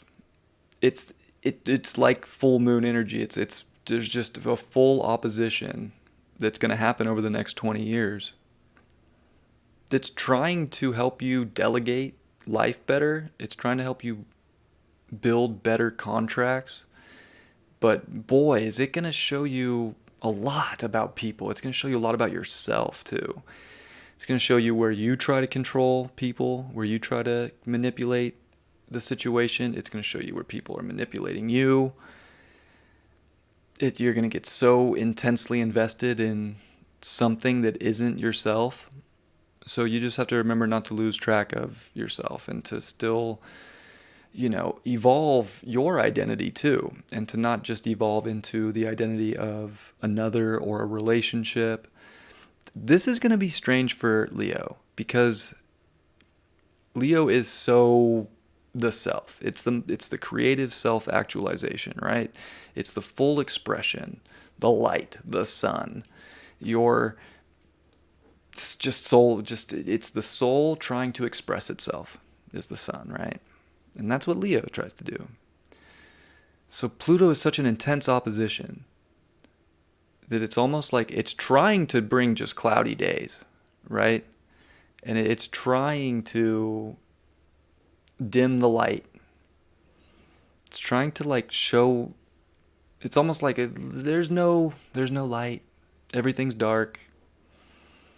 And that's not true. You have to remember to keep showing up, keep shining, keep growing, keep being, a strong, independent person. Because it'll get real dark when you forget about your independence, when you forget about yourself. If a Leo lost their ego, it's actually not a good thing. It's not. Leo can't lose its ego. It's not good. They have to find a balance here. Don't get me wrong. This is where it's that balance, being a good, delegator, being a good negotiator, being a good judge in their life. Because this is where it's going to be hard for Leo to be a judge of character. There's spells with Pluto. There's deception, deep kind of deception. You'll think you know somebody, and they'll be something a little bit different. They'll transform right in front of your eyes, which again can make you feel like, wait, you deceived me, you lied to me. Not really. It's just the people, opposing you, people in your life are evolving too. So it changes the game. You could be in a relationship, somebody can go through a huge evolution in your life, and all of a sudden your values or your identity of life and of the relationship that you two have changes. So, this is, ask Cancers, right? Like they've had intense relationship stuff that have happened over the last 16 years.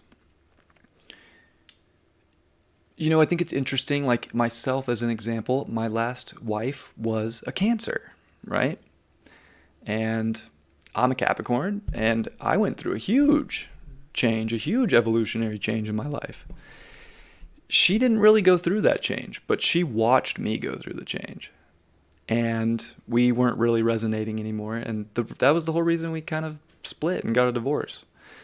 Like I was going, definitely that's the spiritual route, astrology, mysticism, all the unseen stuff, and that didn't make sense to her. Now, we were kind to each other and like did this very, I think there was still like love for each other, just we weren't really vibing, so it wasn't really worth, we would get in stupid arguments over nonsense, but we were able to part ways very well, and we're still friends. And we're parents, right? So it's good. Thank God we're still friends. But, that's kind of something that like I witnessed from a Cancer that had Pluto in the 7th, is she had to witness some relationship go through a huge transformation. So you're going to watch people go through the huge transformation. And in the end, it's a reflection of transformations that you actually probably need to make in your life. And that'll be the hard part for Leo, is because they might not want to accept that truth that they were looking in a mirror and where they saw someone change, but they didn't like it, or they, got too judgy about it. That was actually something they needed to see, or that you needed to see as a Leo. So the 7th house is, a big mirror, because we attract in, especially with Pluto, you're going to attract in an energetic frequency that you need to use to evolve just as much as you're watching somebody else go through some evolution, some alchemization within themselves. It's going to deal with contracts. Leos might be getting married, might be getting divorced. It is definitely contractual. But it would be interesting to see if those contracts last the whole 20 years. Pluto's, maybe, like it could become so passionate, so intense, and so, committed to the relationship to other people. But things happen. That's how Pluto gets really hard in the 7th, is because of that deep attraction and connection and merger that you find with other people. Guess what? They might grow and evolve and change and go find someone else that they resonate with. So the more you can understand people around you are growing and changing, the better you'll do, Leo. And to still be true to yourself. You don't have to take on everything. I think there will be lessons for you in other people. But you have to also remember who you are, where you're going, and not get too lost, because but at the same time, if you do get too lost and you do get fully entrapped in something outside of yourself, a person, maybe it's a relationship to a business, maybe it's a relationship to God knows what. It's just, that's where the 7th house is interesting. Yes, it's other people, but it's also relationships. We build those to a lot of things. If you get so entrapped in that and you take it on as your identity, somehow, some way, the universe will say, nope, cut it off so that you learn that lesson about yourself and get back to yourself. So it's big. This is, a huge moment. You can't run from it either. It's just here to show you the middle ground. Relationships are so important for you right now. They're going to be huge life lessons, life changers. You're going to find people that help you alchemize and help you, do a lot in your life. And that's where you have to trust people too. Pluto in the 7th maybe wouldn't want to trust. It might not, I don't want to trust you. It might, I don't think you, maybe you just want to, maybe you're trying to hurt me, you're trying to get me. You're not, they're not. And even if they did, it's only for your own growth, for your own sense of self to be more identified in what you are, who you are. So it's interesting, right? So all the cardinal signs are getting these squares, this opposition, the conjunction for Aquarius. It's the biggest for those initiate the most. And pull it all together. So especially for Leo, it's about balance, and that's the 7th house too. You cannot go to one extreme or the other with anything in life. If you go too far to one side, you are completely out of balance, and your scales are tipped in the wrong. They're not in alignment, and you won't be in alignment, and you will feel like you're not in alignment. And then you'll be like, why? And that's Pluto. It wants to ask why. So it's like, why am I so out of alignment? Because you're too into something that isn't even you. Too into someone else or into what another person's doing. Anything other. You're too into it, and you're losing yourself in it. You can go into these things, explore these things, ask why, investigate, merge, be passionate, form relationships, but you still have to keep things balanced. You still have to be self-sufficient. You still have to be you. You have to be the partner, and you have to be yourself. And I think this is relating 101 for most of us in life, but it gets more intensified with Pluto, and it's a long time there. So you can find things with Pluto coming into the 7th. A relationship could blow up and end. One could start. You could think that it's the bomb.com and it's going to be everything, and you're going to be fully invested. You'll be there 16 years and you'll be like, yeah, everything's great. And then boom, you might learn at the very end. So it's not just, not every day. Like I mentioned when I first started these, not every day is going to be like this. It's just such a long haul. So remember that too. And remember that really the big focus, Leo, is going to be you are learning about yourself through others. You are learning how to commit to others. You are learning how to listen to others, to trust others, to debate with others, to go back and forth, to find balance, to make things harmonious. Believe it or not, Pluto in the 7th will make people obsessed over their appearance, how they look to other people. For completely forgetting about even if they like the look or not, they'll do it to please other people. This is what people want to see. I'm going to look like this. This is what I think. This is what I emotionally, that's the psychology of everybody. They want this. And maybe they do. But is it you? That's where you don't want to lose yourself. And you will find yourself more strongly than ever by the time it's all over.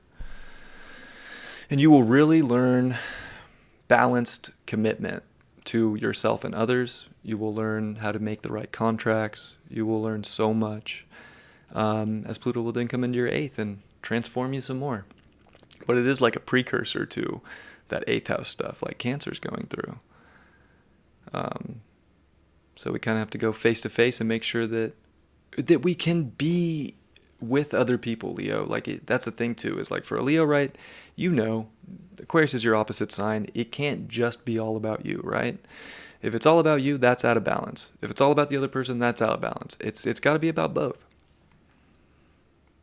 And somehow, some way, Pluto in your 7th is just going to intensify that for the truth, so that you can come out on the other end and know how to balance things out properly and relate from a more soul integrated, spiritual, evolutionary perspective, where there really is a win-win and things really are fair. And that it doesn't matter what other people think of you, as long as you're being authentic and real and true and you, then you'll do just fine. And I think that's where Leo can actually handle this transit very well, is because you already are that soul expression, right? That light. And you already do think everything revolves around you. So I think it would be hard for a lot of Leos to lose that perspective. But it's also saying, hey, just because the planets revolve around the sun doesn't mean they're not special and they don't have purpose. We put just as much effort into the planets in astrology as we do just where the sun's at, right? So think about that, right? Like when I do a horoscope every day, I talk a second about the sun, or when it ingresses or when it's making an aspect, I'm always talking about what some of these other planets are doing, like, woo, this is changing, this is going, this is important, blah, blah, blah, right? So it's realizing that, yeah, you might be at the center of the nucleus, but the atom wouldn't exist without the protons and the neutrons. And that is people in your life. So you want to make sure that things are fair, balanced, and that there isn't an overpowering or some sadomasochistic kind of need where you're in control of other people. You're going to have to understand that other people have control and power just as much as you do. And you'll learn a lot about people and yourself through this cycle.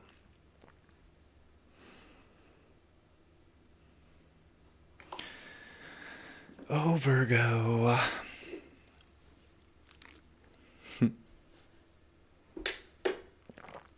I gotta use the restroom. How long have we been going? Like an hour and a half? Yeah, I'm sorry. I'll be right back.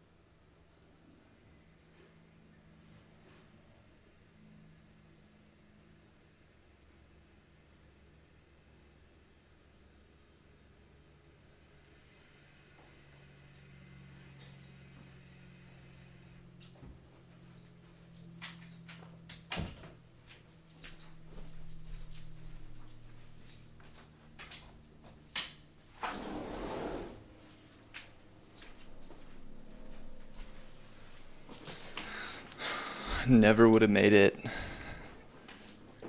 another hour and a half. It's already wiggling in my chair. All right. Virgo. All right, Virgo. Well, Pluto, 6th house. This is very Virgo energy. Virgo. Virgo rising. This is, gosh, you guys could lose it with Pluto in your 6th. You guys could just honestly go way too far with perfection, way too far with some kind of order and cleanliness and everything's perfect. You could take it too far. You'll get intense about situations, about health. You're going to be focusing so much on what you're putting in your body, what you're keeping around your body. You will definitely be trying a lot of different diets out if you haven't been already, which I bet you have. Find out which one's the best one for you. Oh, gosh, that's stress. It's stressful here, Virgo. You're going to have to really use some 12th house energy on this one. It's going to be big for you. You're going to have to let a lot go. There's going to be plenty for you to keep in order. Things are going to keep getting dirty and dusty in this life. Enjoy the process of things getting chaotic and messy and then you cleaning it up and making it great. It's going to happen over and over and over again in your life. One day, everything is going to be perfect, in order. The next day, nothing is where it needs to be. And you might just be playing this game mentally, to yourself. This is where there is a deep transformation when it comes to humility, to being humble. This is where if you think that you're the only thing on the planet that matters, the 6th house humbles you. And it might not humble you through a person. It's still in the bottom half of the chart. It's still very introspective and, subjective. But you'll start to feel some guilt. You'll start to feel, and look, Virgo can hold guilt naturally. So Virgos are like, yeah, I feel this. It's just intensifying energy that's already natural to you. I mean, Virgos are going to be Virgoed out. So you really have to, I think it's probably most important for maybe any sign is Virgo to remember the 12th house. Like, just let things go. Let things slide. Perfection's unattainable. You have to also let go of your own trauma, of your own shortcomings in life. We all have them. Nobody's perfect. If you're going to beat yourself up and just drive yourself into you could drive yourself into sickness if you hold on to these things. This is saying it's time to heal, big time. It's time to heal by a surrender, by letting go, by not taking everything so seriously, so personally. You cannot work yourself into the dirt right now. Like, look, you will be a well-oiled machine. I will tell you, with Pluto in the 6th, you will work. You will. You will put effort in. You will harvest. You will. But you could do it to your detriment. You could do it, you could do it from a victim place, from a martyr place. Like, I have to do this. Nobody else does anything. I do everything. Don't go to that place. Because you're going to want everything to be so dialed in more than ever. And others aren't. Other people aren't going to care. Right? So if you're going to take on everything out, that maybe nobody's picking up the slack in life and you're taking this so personally and so hard, this is where the 6th house is health. And Joe Dispenza has done work on this. Other people have done work on this, that, it's mentally we cause disease, and illness. And that's why mentally you can go into that transcendental place and you can actually change your health by changing your, wavelength in your brains. By not being so just focused on every little thing. You actually have to transcend that. So this is going to be a beautiful time for Virgo, actually, when it comes down to it, because you're going to transcend, when all's said and done, so much trauma, so much weight, so much that you carry that you may or may not even know why, but for some reason you hold this guilt because you don't feel like you feel like it's your shortcoming. You're going to transcend it. Transcendence is the key. And it's not transcendence through escaping life. It's just through surrender. It's just through God. It's through saying, yeah, you know what? I have faith that if this doesn't get just cleaned up right now, that it will get cleaned up. It will. The more you stress, the more you're going to feel like you have no control. And it'll be very difficult, you know? And also this is where I think Virgos are going to be so I told you so to the point, like you don't want to attack people here either, because there's something about the sixth house that you almost feel like you do have all the facts, and you're so mentally sharp that you'll just I'm here, I got it, I did it all, I know. Does have a little bit of that I know. Probably because it has a Sagittarius fourth house. So like internally they're like, I know, right? Emotionally. But you'll see too, like jobs, work. This is also healing. This is the place of healing. So not only will Virgos be going through a big, 20-year cycle of healing for themselves, which is beautiful, but Virgos are going to start becoming more healers. Like more and more, they're going to start being healers in this world. So that's one of the beautiful parts about this sixth house is the service. Virgos will start also completely just being in that pure Virgo state where they've done their work, they've healed, they've let go of trauma, guilt, and this like martyr sort of mentality. And they will just be like, my purpose is to help people. And it doesn't matter. God, that's the faith in the 12th house. If I serve my purpose and I serve people and I help heal and I help, make things better, and clean up and do those little things that other people don't want to do, that God will make my life better. So you're going to see a lot of Virgos in the next 20 years really step into their healing modalities.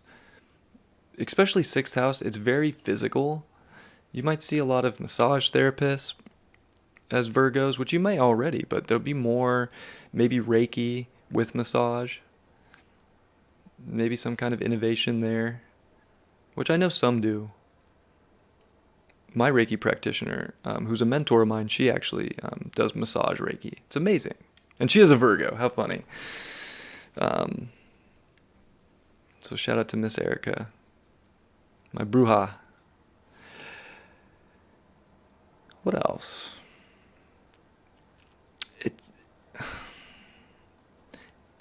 is so much related to health, right? That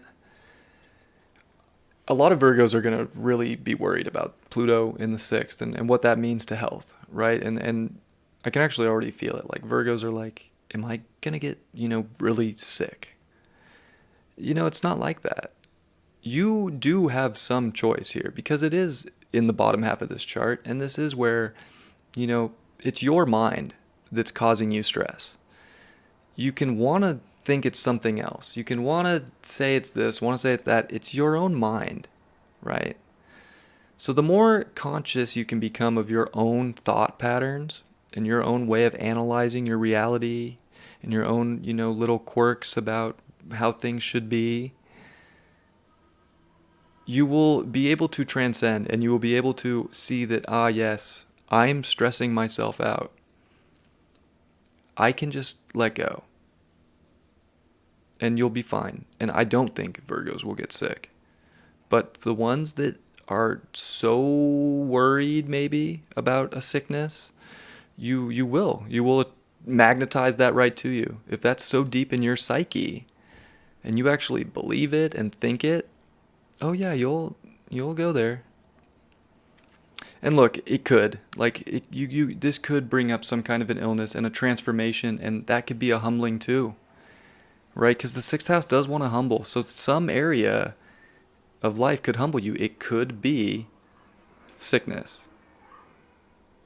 some illness that brings you back down to reality, that takes you off your high horse. I'm not saying that all Virgos are on one, but these are examples, right? So they're humbling experiences, and health can definitely be one, because that is another one that we feel like we don't have control over. And maybe we do, maybe we don't.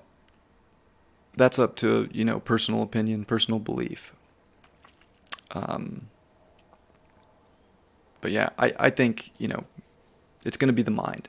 How far you let your mind take you into negativity, depression, guilt.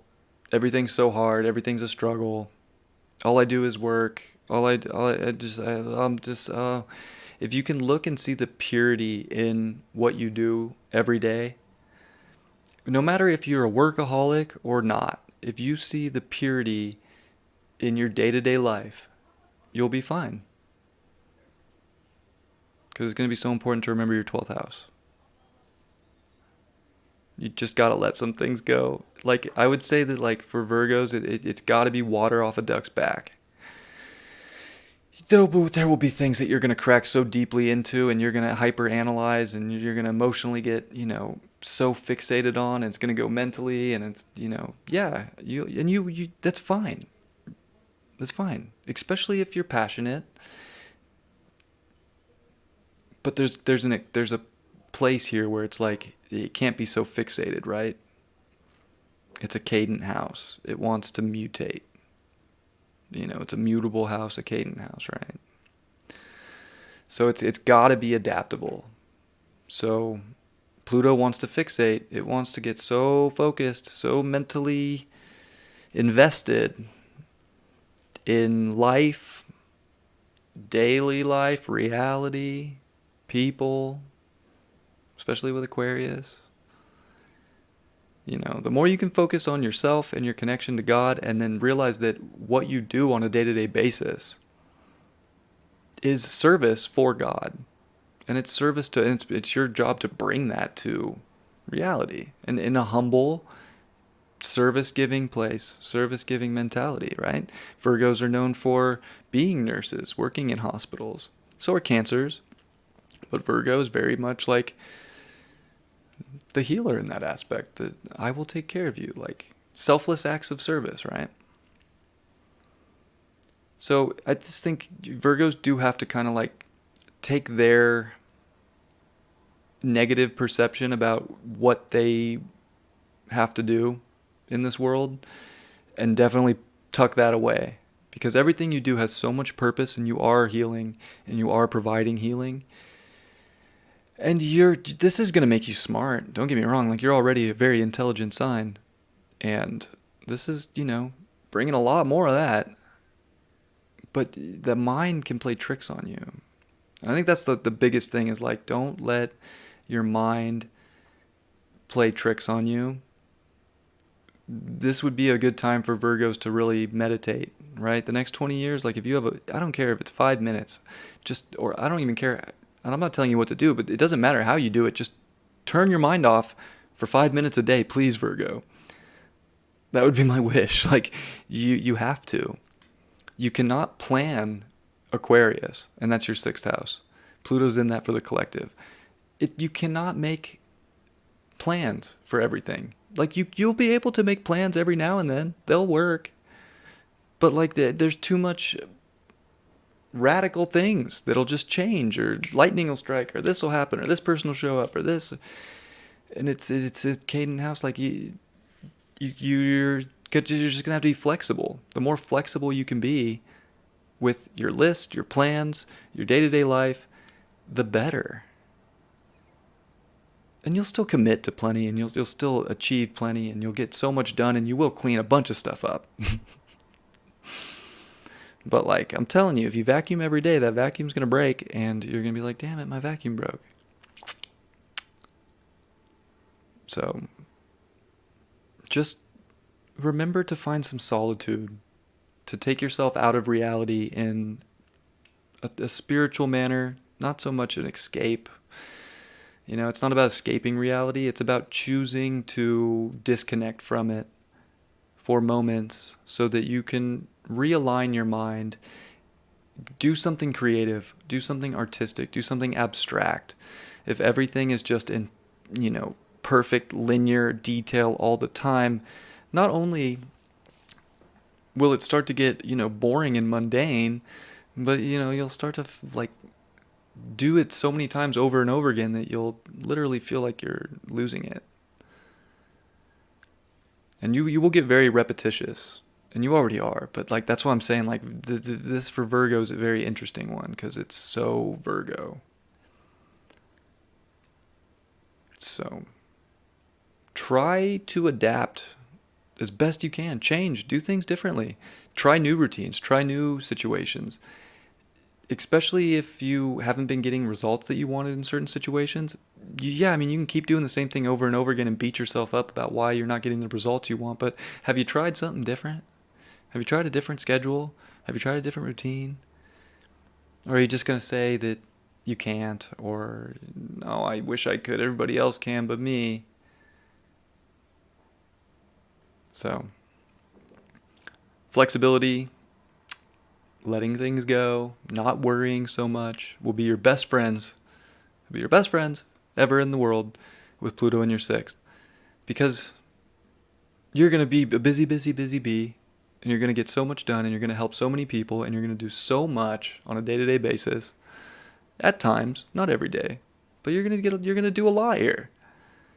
And that's what you're meant to do, is to be of service and to be humble and to find enjoyment in that selfless place. And remember to connect back to God and take those moments for yourself to turn your mind off. And you'll be just fine, and you'll find so much happiness in the sixth house, and you'll find that you have tidied up and helped, and you've done so much, and you'll be like, yeah, I feel really good about those last 20 years when all's said and done.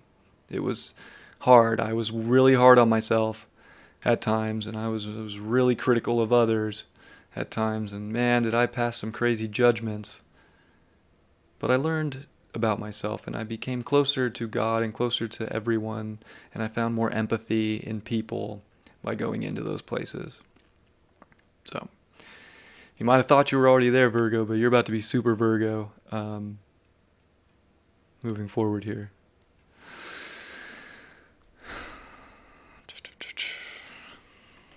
All right, Libra. Oh, look at you, Libra. Fifth house. Not bad. Not a bad place for Pluto to be, Libra. This is the house of love. But more importantly, it's creative self-actualization. This brings you back to yourself. And this is an interesting part for Libra. You're the sign of the other person, right? Your life is relationships.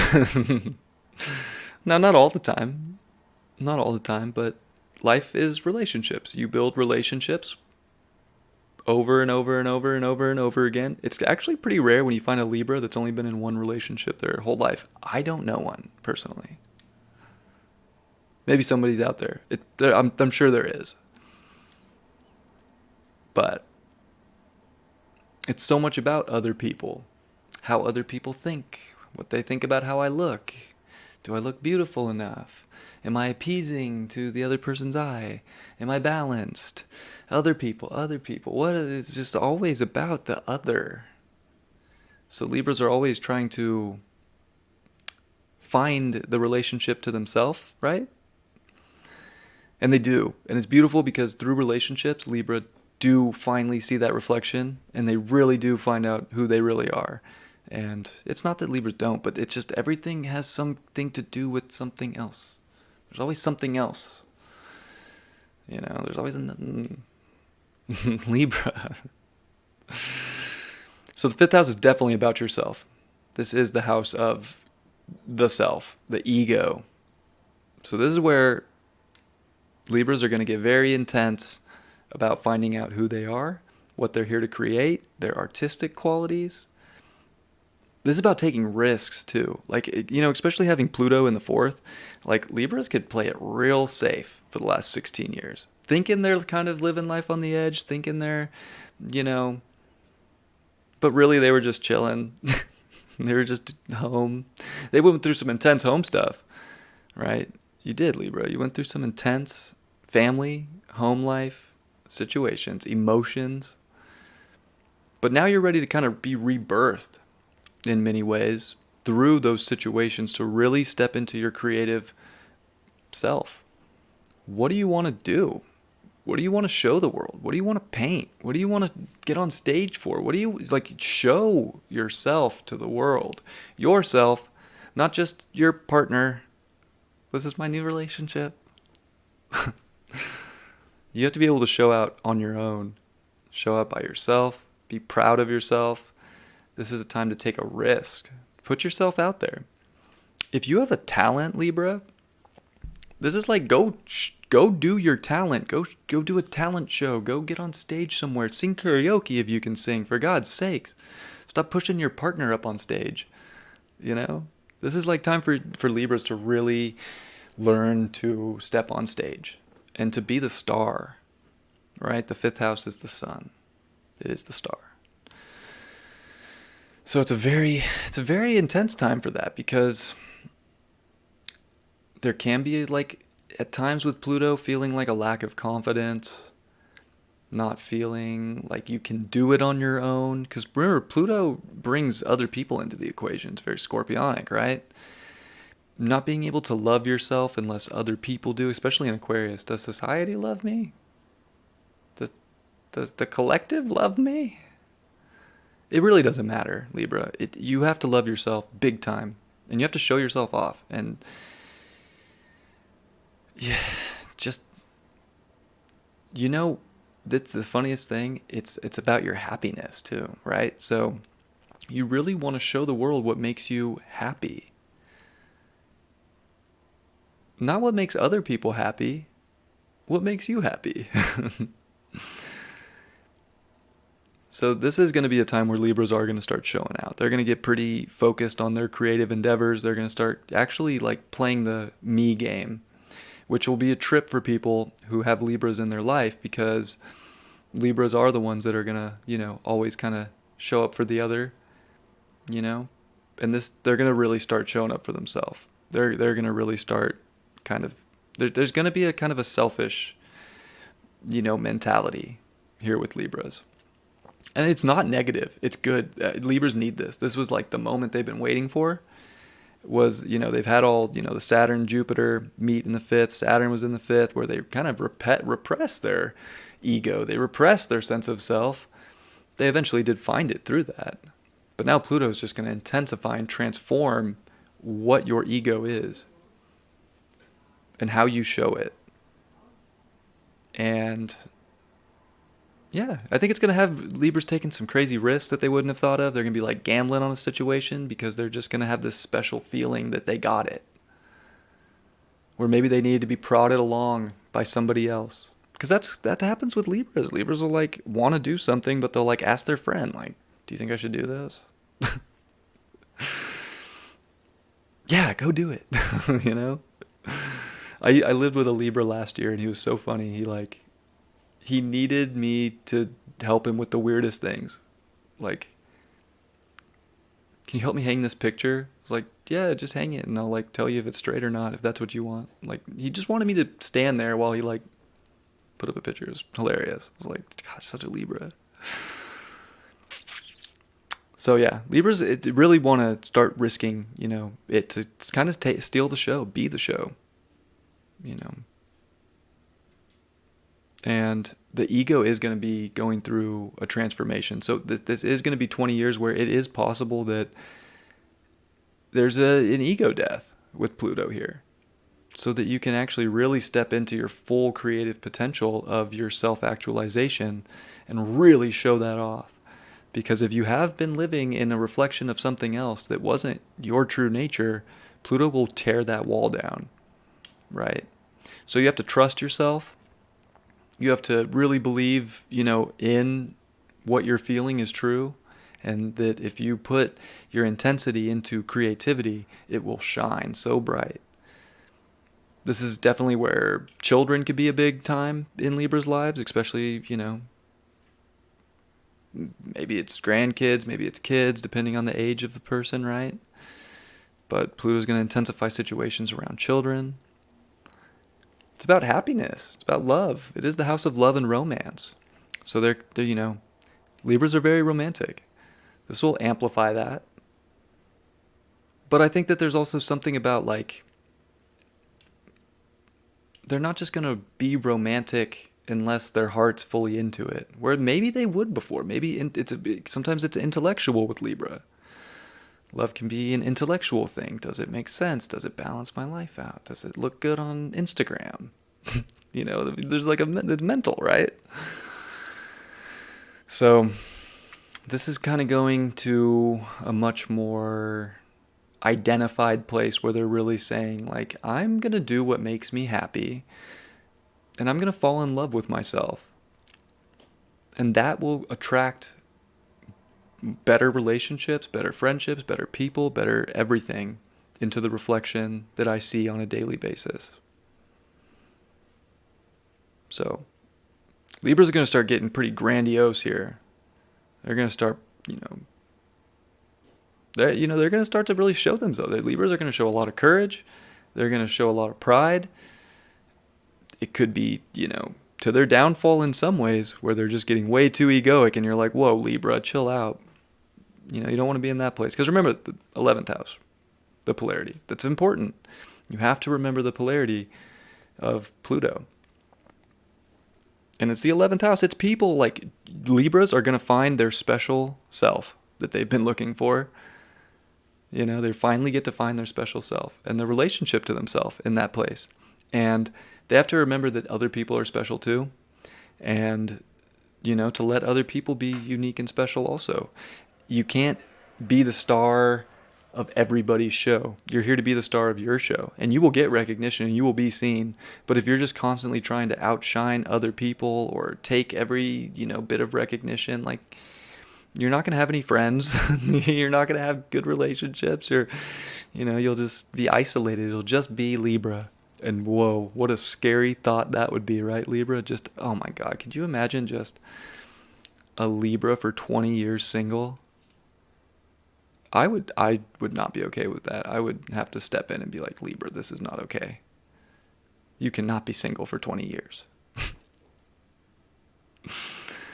So, it's important to be unique, be an individual, show yourself, be innovative in life, but don't forget about other people. Don't push other people to the side. Don't be too pompous.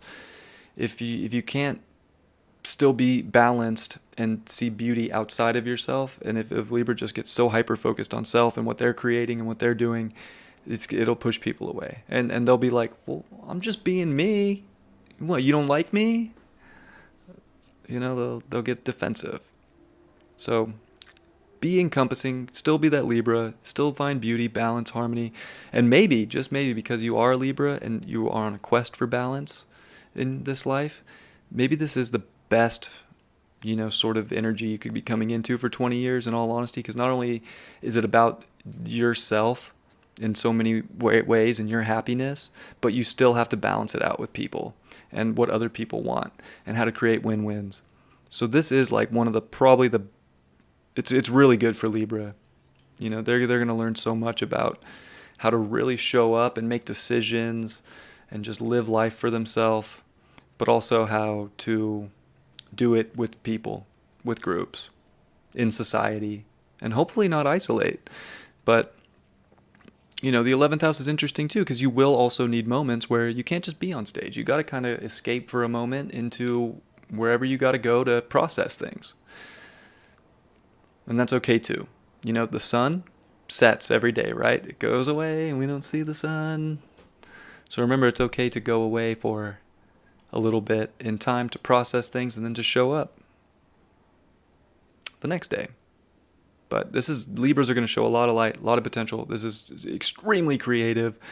Libras are already very musically talented, naturally, kind of by archetype. Not every Libra will be, but, this is where Libras could definitely put out art, music, steal the show. But will they, get that crown on their head and just send everybody else to the galley, to the gallows, off with their heads? That would be the issue.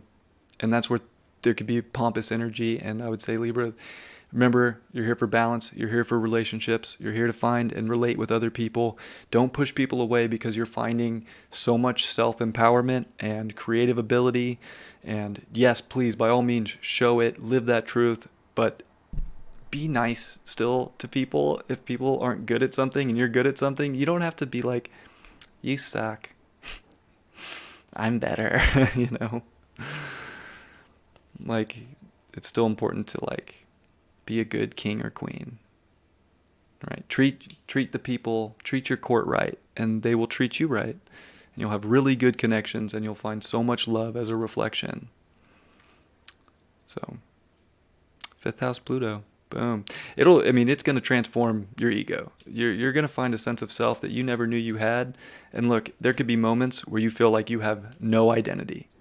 I'll be honest. I mean, it's not all sunshine and rainbows with Pluto ever. You could feel like you literally have nothing to create. I can't create anything. I have no potential at all. I am just creatively blocked, suppressed. I will never have it again. I don't have that power. I will never find love. I will never find romance. These are things that can show up in your life. Pluto's intense, and it gives and it takes. It does. Endings, beginnings. But the positives are, when the whole thing's said and done, you're going to have a very identified ego. And you're going to know what your special talent, your gift, what you're here to kind of get recognized by, and how to just put that out there, to how to be that light, and how to be happy. So, quite, it's a lot. It's like you could feel like happiness is taken away from you at times. Could be a relationship, could be a friend, could be a lot, And look, if it is a relationship or a person thing, Libra, it's just because you have to love yourself. Like, people will love you more if you love yourself.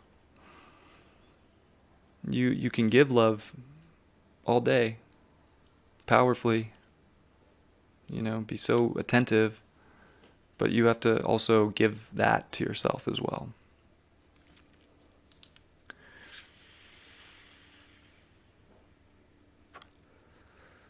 Okay, let's see if I can get this. I'll wait for my face. Scorpio. All right. 4th house Pluto. Woo! That is an intense place for Pluto. It is. It's a very emotional house, right? This deals with your inner workings. This is your private life, your personal life, your personal feelings. Nobody on the face of this planet will ever feel the exact same way internally as you do. It is your own unique lens. It's very special to you, and it is unique to you, and especially as a Scorpio, having an Aquarius, 4th house. There are a lot of weird, crazy emotions going on in a Scorpio that are extremely unique.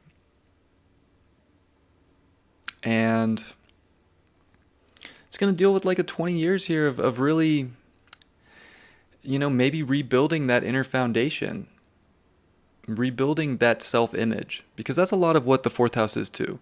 Like, yeah, the 1st house is, of course, kind of appearance. It's kind of what people might see first, or, it has that, it's the identifications, what I see.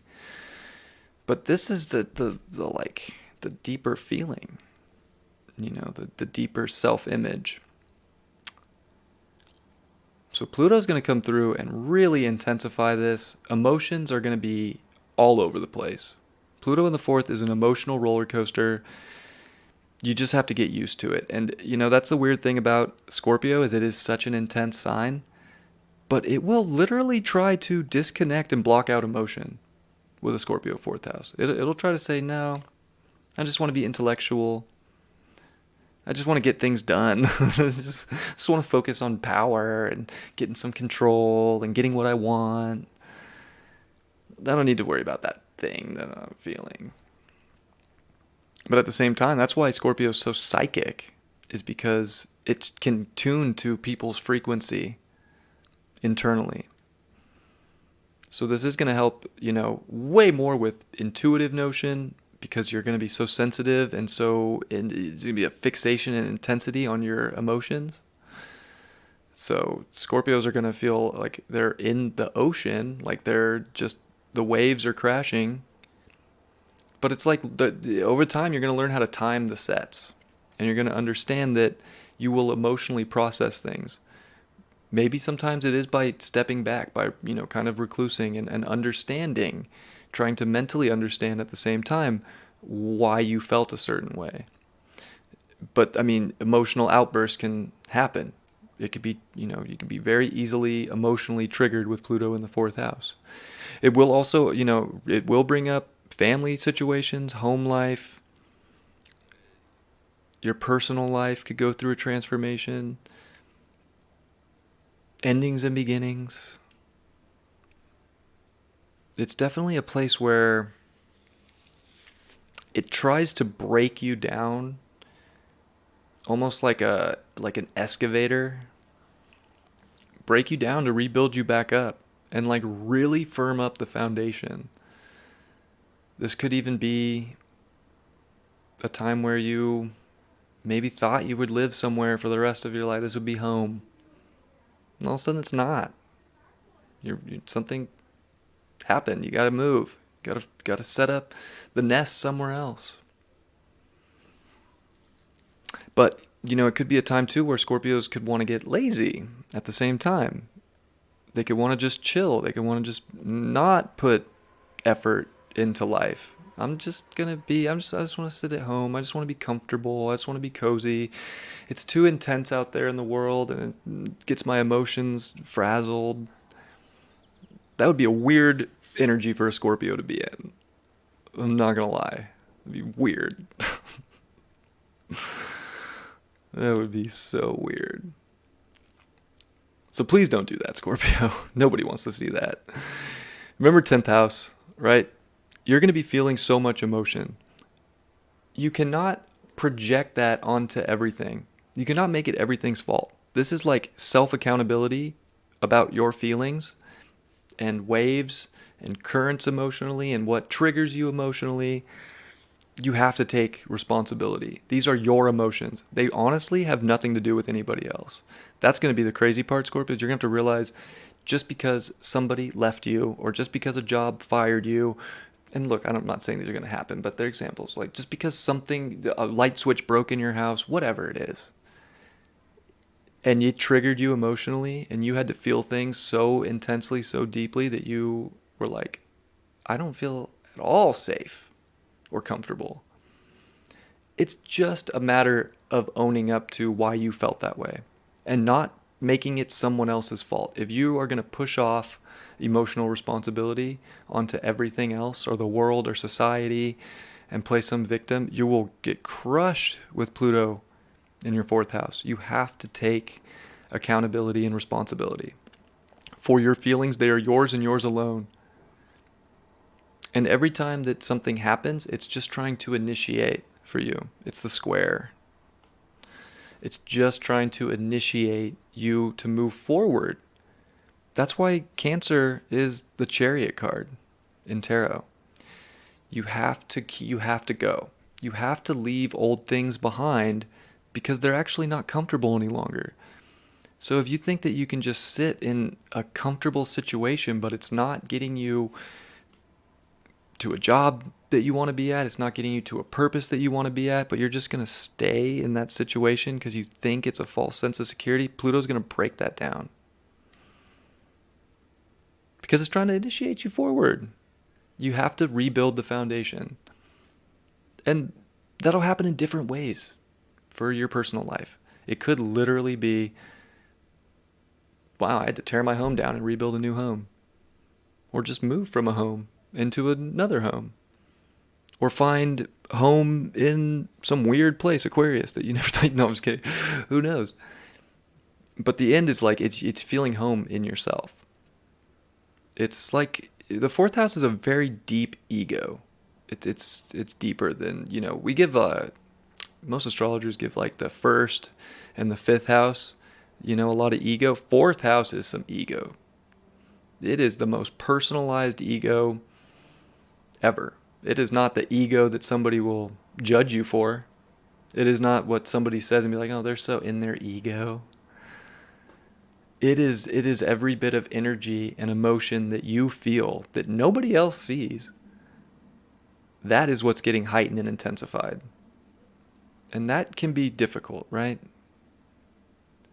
But if you take accountability for your feelings, if you express your feelings, if you channel that energy that you feel inside yourself into a purpose, into, some kind of an action, into doing something, to building a home, to, maintaining a situation in life, to, being responsible for your family, for yourself, for things that you want to be stable and secure and comfortable, but you take the initiation and the action to evolve and grow these things. That'll help you out a lot. And yeah, I think that I don't know, it's very interesting. Pluto in the 4th and the 10th house, which I, didn't mention for Taurus, which has Pluto in the 10th, is that this axis does deal with what Jeffrey Wolf Green taught with like gender change, which I think is an interesting thing, kind of off topic here, but Pluto in Capricorn over the last 6 years is when we really saw so much gender change, right? It's just become, it's normal in society now, right? That's very 10th house Capricorn in a collective mindset of like the society, right?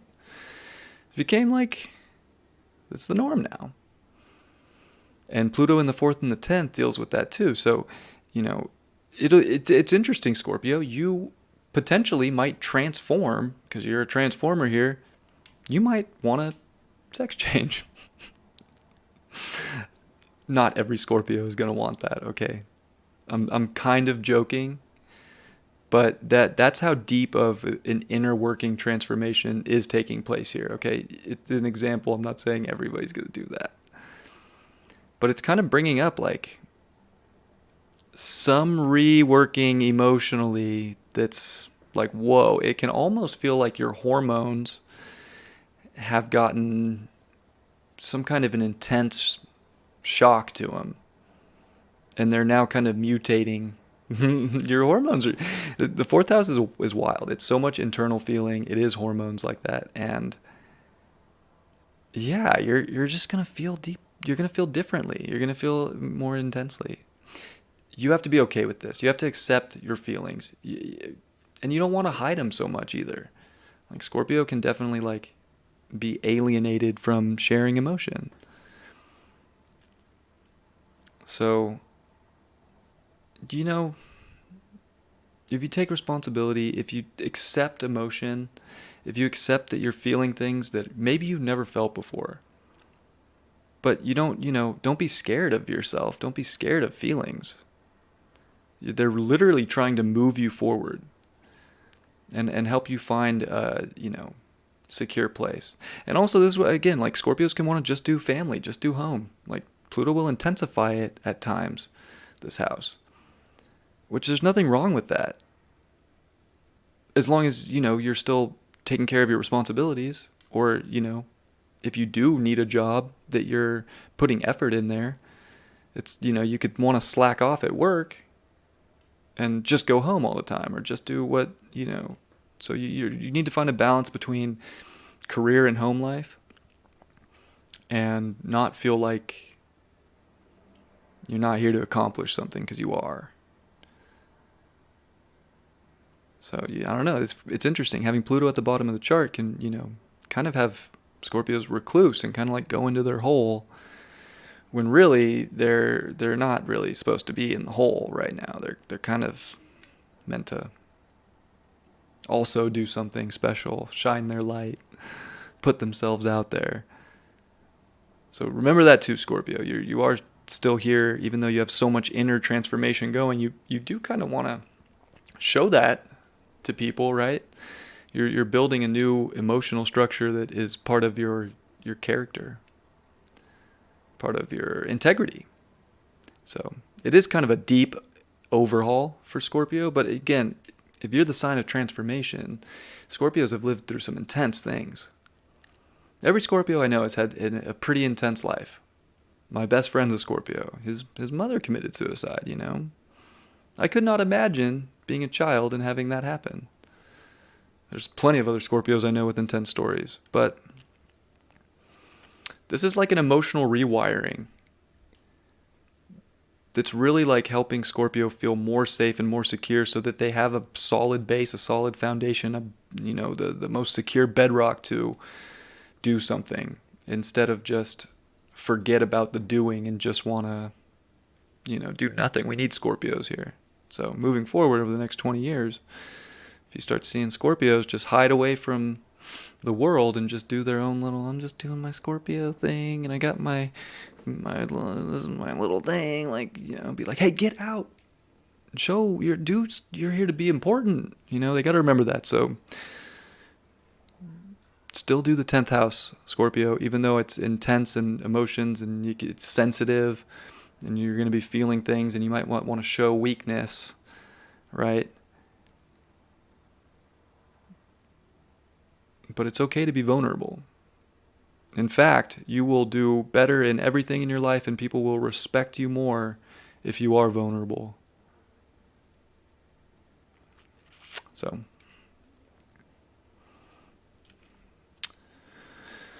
move on to Sag.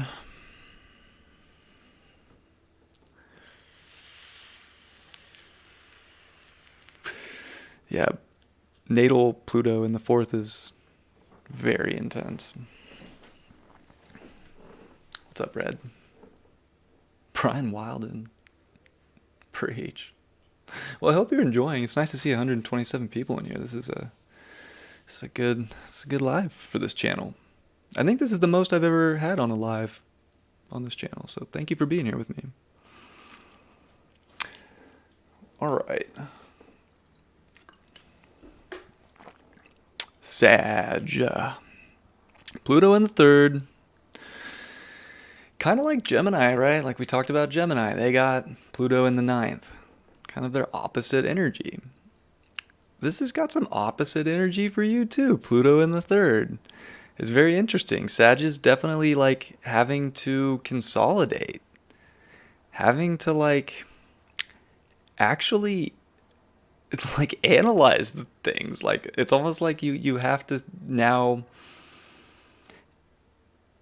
Did all the beliefs and the stories, did they actually make sense? It brings up, of course, your environment, what's close to you. Like Sagittarius are having to consolidate a little bit. And it is kind of a reality check in a way, because it's kind of like bringing you into a consolidated place, right? Like a Sag, that's the journey, or the voyeur, the quest, the explorer in many ways. And the 3rd house with Pluto's it's changing that a little bit. It's not so much about the world for you. You're gonna see there'll still be Sagittarius that travel. I'm not saying you're confined and stuck to one place, but you're gonna find more purpose and empowerment in one place. You might actually really find a community and a little, place that you really, really fit, that maybe you're expressing more, because the 3rd house is your expression. So it's the expression of your truth, the expression of your wisdom. So, Sagittarius are going to find a little preachy energy too. Like Sagittarius are going to really start to find their network, their community, their environment, where they can really get the message out, where they can, use their gift, their intuitive gifts, their, positive traits to really help localize situations in their life and to be that, teacher. So, Sag and Gemini are really they're going to be some big time teachers with Pluto and Aquarius. And they always have been, right? So it's really interesting to see, especially the mutable signs, I think. with this Pluto, because they're all getting like either the opposition of their natural energy or like their natural energy, right? Like Pisces, right? They're getting Pluto in the 12th.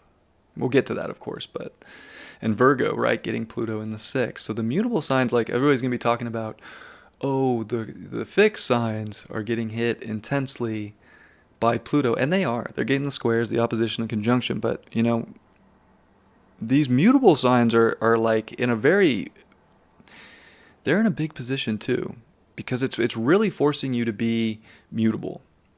Like you had Pluto in the second Sag.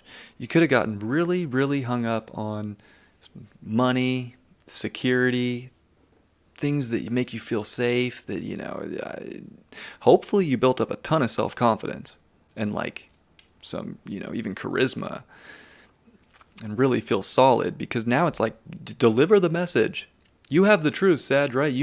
Sag is I know.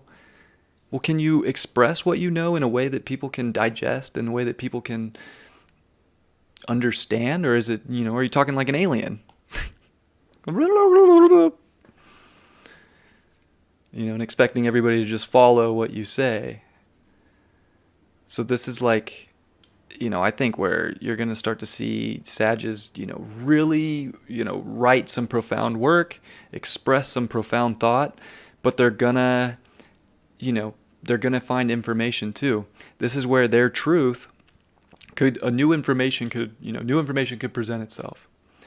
That's the third. It's like there's always information coming, and that's why the truth axis is the 3rd and the 9th, because it's a cadent house. It's mutable. Truth in all of our lives changes. Like, we can get way invested in our beliefs and what our truth is, and we can try and hold on to that till the end. But, at some point we evolve, we change, we grow, and new information presents itself. And this is a time where Sag is like really going to get a lot of information finding them. And they're going to do a lot of talking and debating and maybe trying to convince people about what truth is. But, like, remember to listen. It's not a debate and it's not a conversation if it's one-sided. So you can try, this is where it could be like Sag could want to really control a conversation. Really attack with words, really be intense with their words, really preachy with their words. So, listening is important too. And then taking in new information to make changes in your surroundings. But yeah, your mind, you're going to be so intense. It's so funny because, Gemini's right brain is just getting lit up by Pluto. And Sag is already so right brain and let's go explore. And what else is out there? And philosophy. Now it's almost like, well, okay, I've been in this, belief system for a long time, but where's the facts? Where's the cold hard truth? And you'll investigate that and look for it. But your mind is going to be very penetrative. It's going to want to penetrate truth. So just like you are in the truth axis and you are the sign of, divine truth in many ways, a truth that really can't be explained, but we always try to explain it or put it in a book or get people to, believe it wholeheartedly, right? How can you express that in a way that connects everything together and that doesn't make people feel ostracized or left out or alienated? And also knowing that your mind, because of the special way that you're going to start thinking, that, I'm not saying that you haven't ever thought analytically before. That'd be a complete, non-truth. But you're going to start to be thinking about so much of your beliefs and so much of things in a more analytical way that, yeah, it's going to make differences. And it's going to shock people. And people are going to be like, wait, what? And then you have to kind of be able to keep going on that and be able to listen. Listening's, I feel like, super important with Pluto in the 3rd. It can want to control a conversation, control minds in many ways. And the 9th house is the polarity, right? Which is good, because if you always remember that you are a Sag and you don't forget about your imagination, you don't forget about your intuition, you don't forget that you are aiming your arrow in a big direction in life and that it's aimed towards God and God is the way, whatever that means to you, Sag, whatever that is, whatever your ultimate belief is, like still hold that, because that's not really what's changing. It's just the way you express it. It's the community in which you live that kind of brings everything from the big, vast story in the world that you want to have into a locale. So it is trying to consolidate things. It's trying to make things smaller. If everything's just so big, you get lost, even you.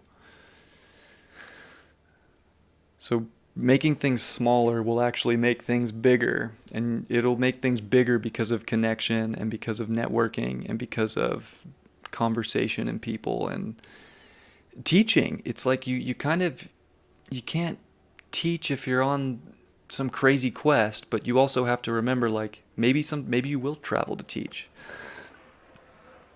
And maybe it's teaching by, maybe I'm not saying you're actually going to be a teacher or work for some university here, but it's like teaching people in your life, your community. Gemini, third house, represents the twins, right? So like this is going to attract energy in that has twin-like energy. Maybe you'll have twins with Pluto. With Pluto in Aquarius, right? In the third, but there's like a good twin and a bad twin. So I think too, you're gonna see there's two sides to you. There's a split, and there's a side of you that wants people to really understand and believe you, and then there's got to be a side of you that also is free from the expectation or what other people might think. So you want to be hermetic, you want to be able to find the middle, you want to be able to see both sides of everything. If you get too fixed on your side or another person's side, that's kind of going to be a struggle. But yeah, this is the message. Sagittarius are going to start scribing things down. They're going to be very Hermes, very Thoth.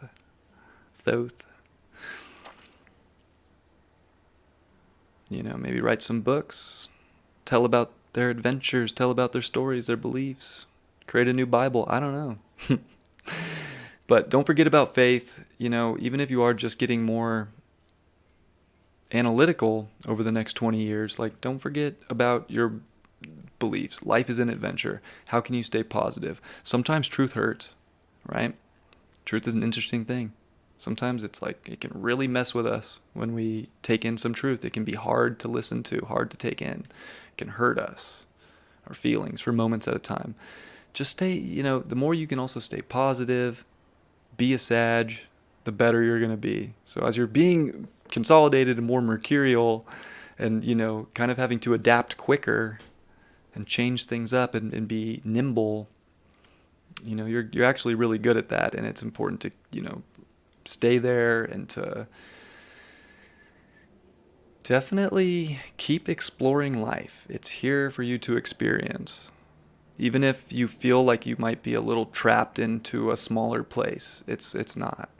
Because you, in your intuition, can go everywhere. And you kind of have to remember that and stay positive there. The third house, it deals with the mind. This could be like some mental breakdown stuff, I'll be honest. It's not all sunshine and rainbows. You could see people go through, Sagittarius could go through some real mental struggle here. Their whole belief system, their whole mind could get a wrecking ball to it, and that can really shake people up. When they find out every truth or every belief that they had wasn't true, you will think you're losing your mind. You will think, Some people deal with that better, and I would hope that a Sag could adapt and be like, dang. I believe that. But laugh it off, That's when Sag is at its best, is when, even if it's wrong, it can laugh it off. So the mind is going to be so intense, so investigative. It's going to be looking for truth everywhere. Like, Sages are going to be the investigators of truth and the expressors of it. But that can drive you into a really dark place also, Sag. So you have to know how to get out of the mind from time to time and get into your imagination, explore whatever realms you want to go to, and not feel too, locked into anything that feels like it's just has to be done in, a small manner. Like, remember, you're a Sag. You're not going to be Mercury. You're Jupiter. But this is helping you be more mercurial. So, yes. All right, Cat.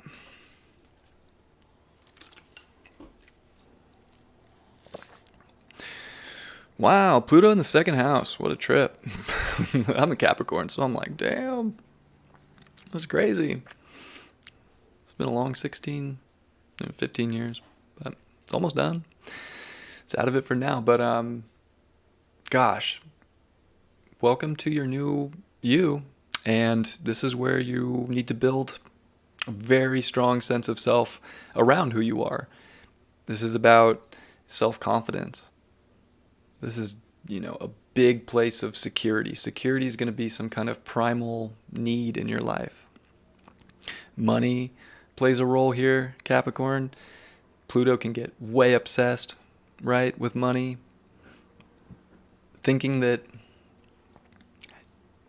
there has to be some fancy house, some bougie this, some bougie that to feel worthy or secure. And that's not true.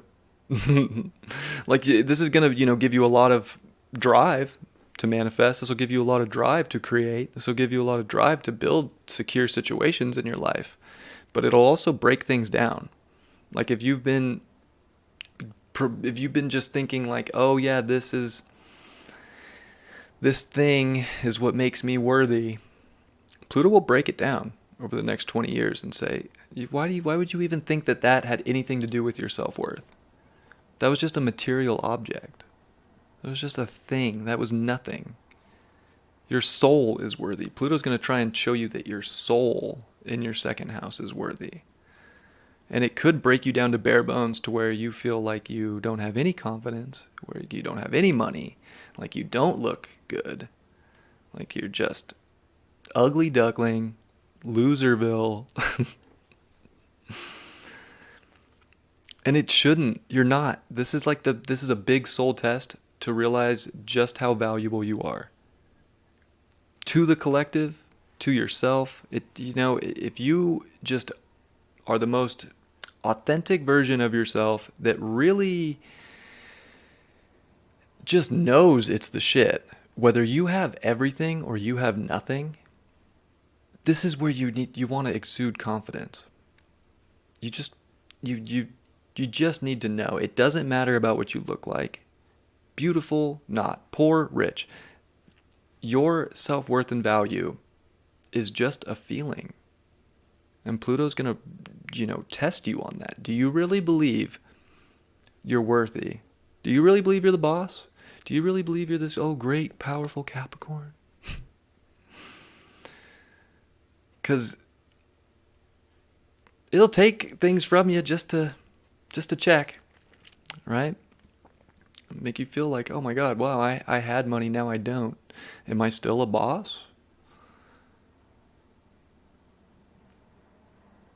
But you'll, even if that ever happened to any Capricorn, with Pluto in the second, you will build it back. You will create it.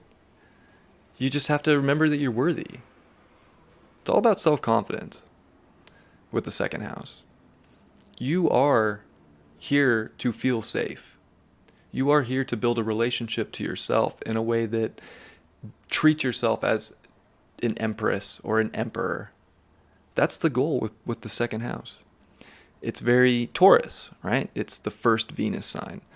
The relationship to yourself is so important. You do not need the exterior something to bring security to your life. It's all a feeling. And it has to do with like survival in the second house. So it's like you have to, you're going to have the grit to survive, even if you have nothing. It reminds me of like Naked and Afraid, like that show, like Pluto in the second, right? Like getting dropped off in nowhere, naked, nothing, afraid. And if you have like the power to just build from scratch and get through, which we all do. You know, the second house reminds me of the Magician card too. It's like you actually were built with everything you need to manifest and to create and to, you know, nurture and to grow whatever it is that you want. So I think it's really realizing like wealth comes from deep within yourself. And you'll get a lot of things. You'll attract a lot of abundance. You'll attract a lot of money.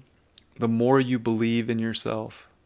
And not in like it's not about being in that manner that's putting other people down. You still need people.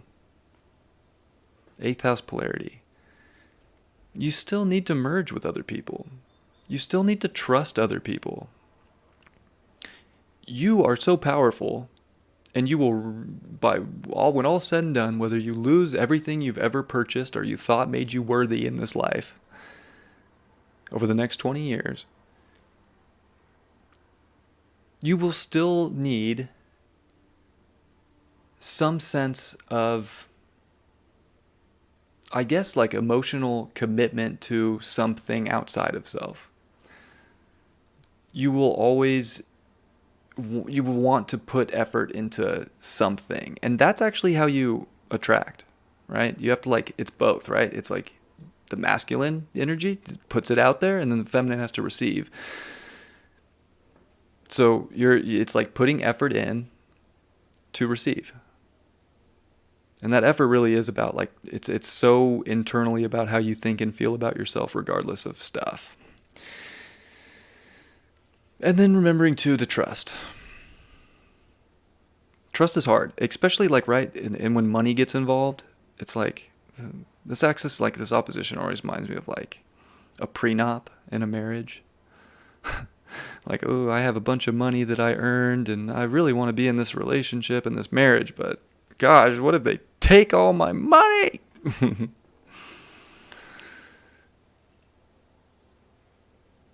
It's not, the Pluto in the second is going to make you realize, even though you think it's about this bougie thing or this lifestyle or money, that it's actually not.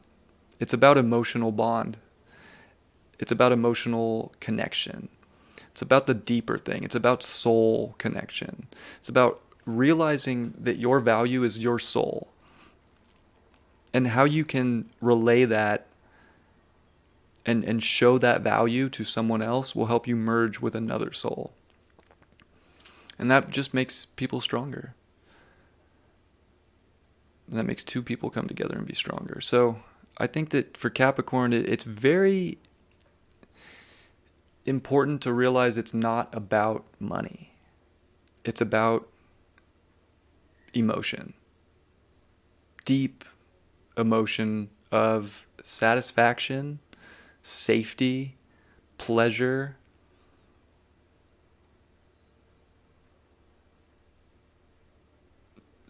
So Capricorns are going to get super fixated on material things. And some already are, right? And it'll go away with Pluto in the second at some point. Maybe not all of it, but enough to make them feel like, oh God, scared, get into fight or flight. Pluto in the second is like fight or flight. It really is. It's like this primal need to I need to be safe, and it's money. That's what we're taught, right? That's how this society's kind of ran right now. If you don't have money, you're not safe. You're in a bridge, under a dumpster or something, right? Very interesting. So there will be times of great fuel ups at the gas station when it comes to monetary value, and there will be times where you're scrounging to put gas in your tank. It has nothing to do with your character, your self-worth, your integrity, your relationship to yourself. It has everything to do with also, where you are putting your emotional passions and attentions, who you are in relationships with. That's kind of the thing, is who you're merging with will affect your money. Right? So you really do want to be in the right soul connections. That'll help you not only still feel worthy all the time, be a good reflection of self, because, right, other people can really be, they can make it hard for us to feel good about ourselves. When other people say things, it hurts.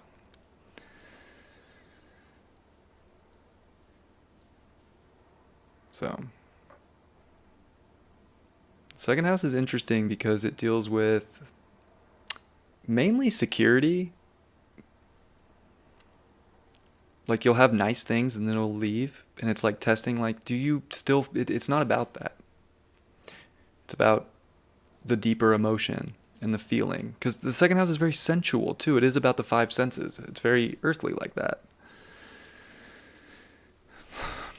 Can you still enjoy the touch of something, even if it's not cashmere? Can you enjoy the touch of another person, even if they didn't shave their legs?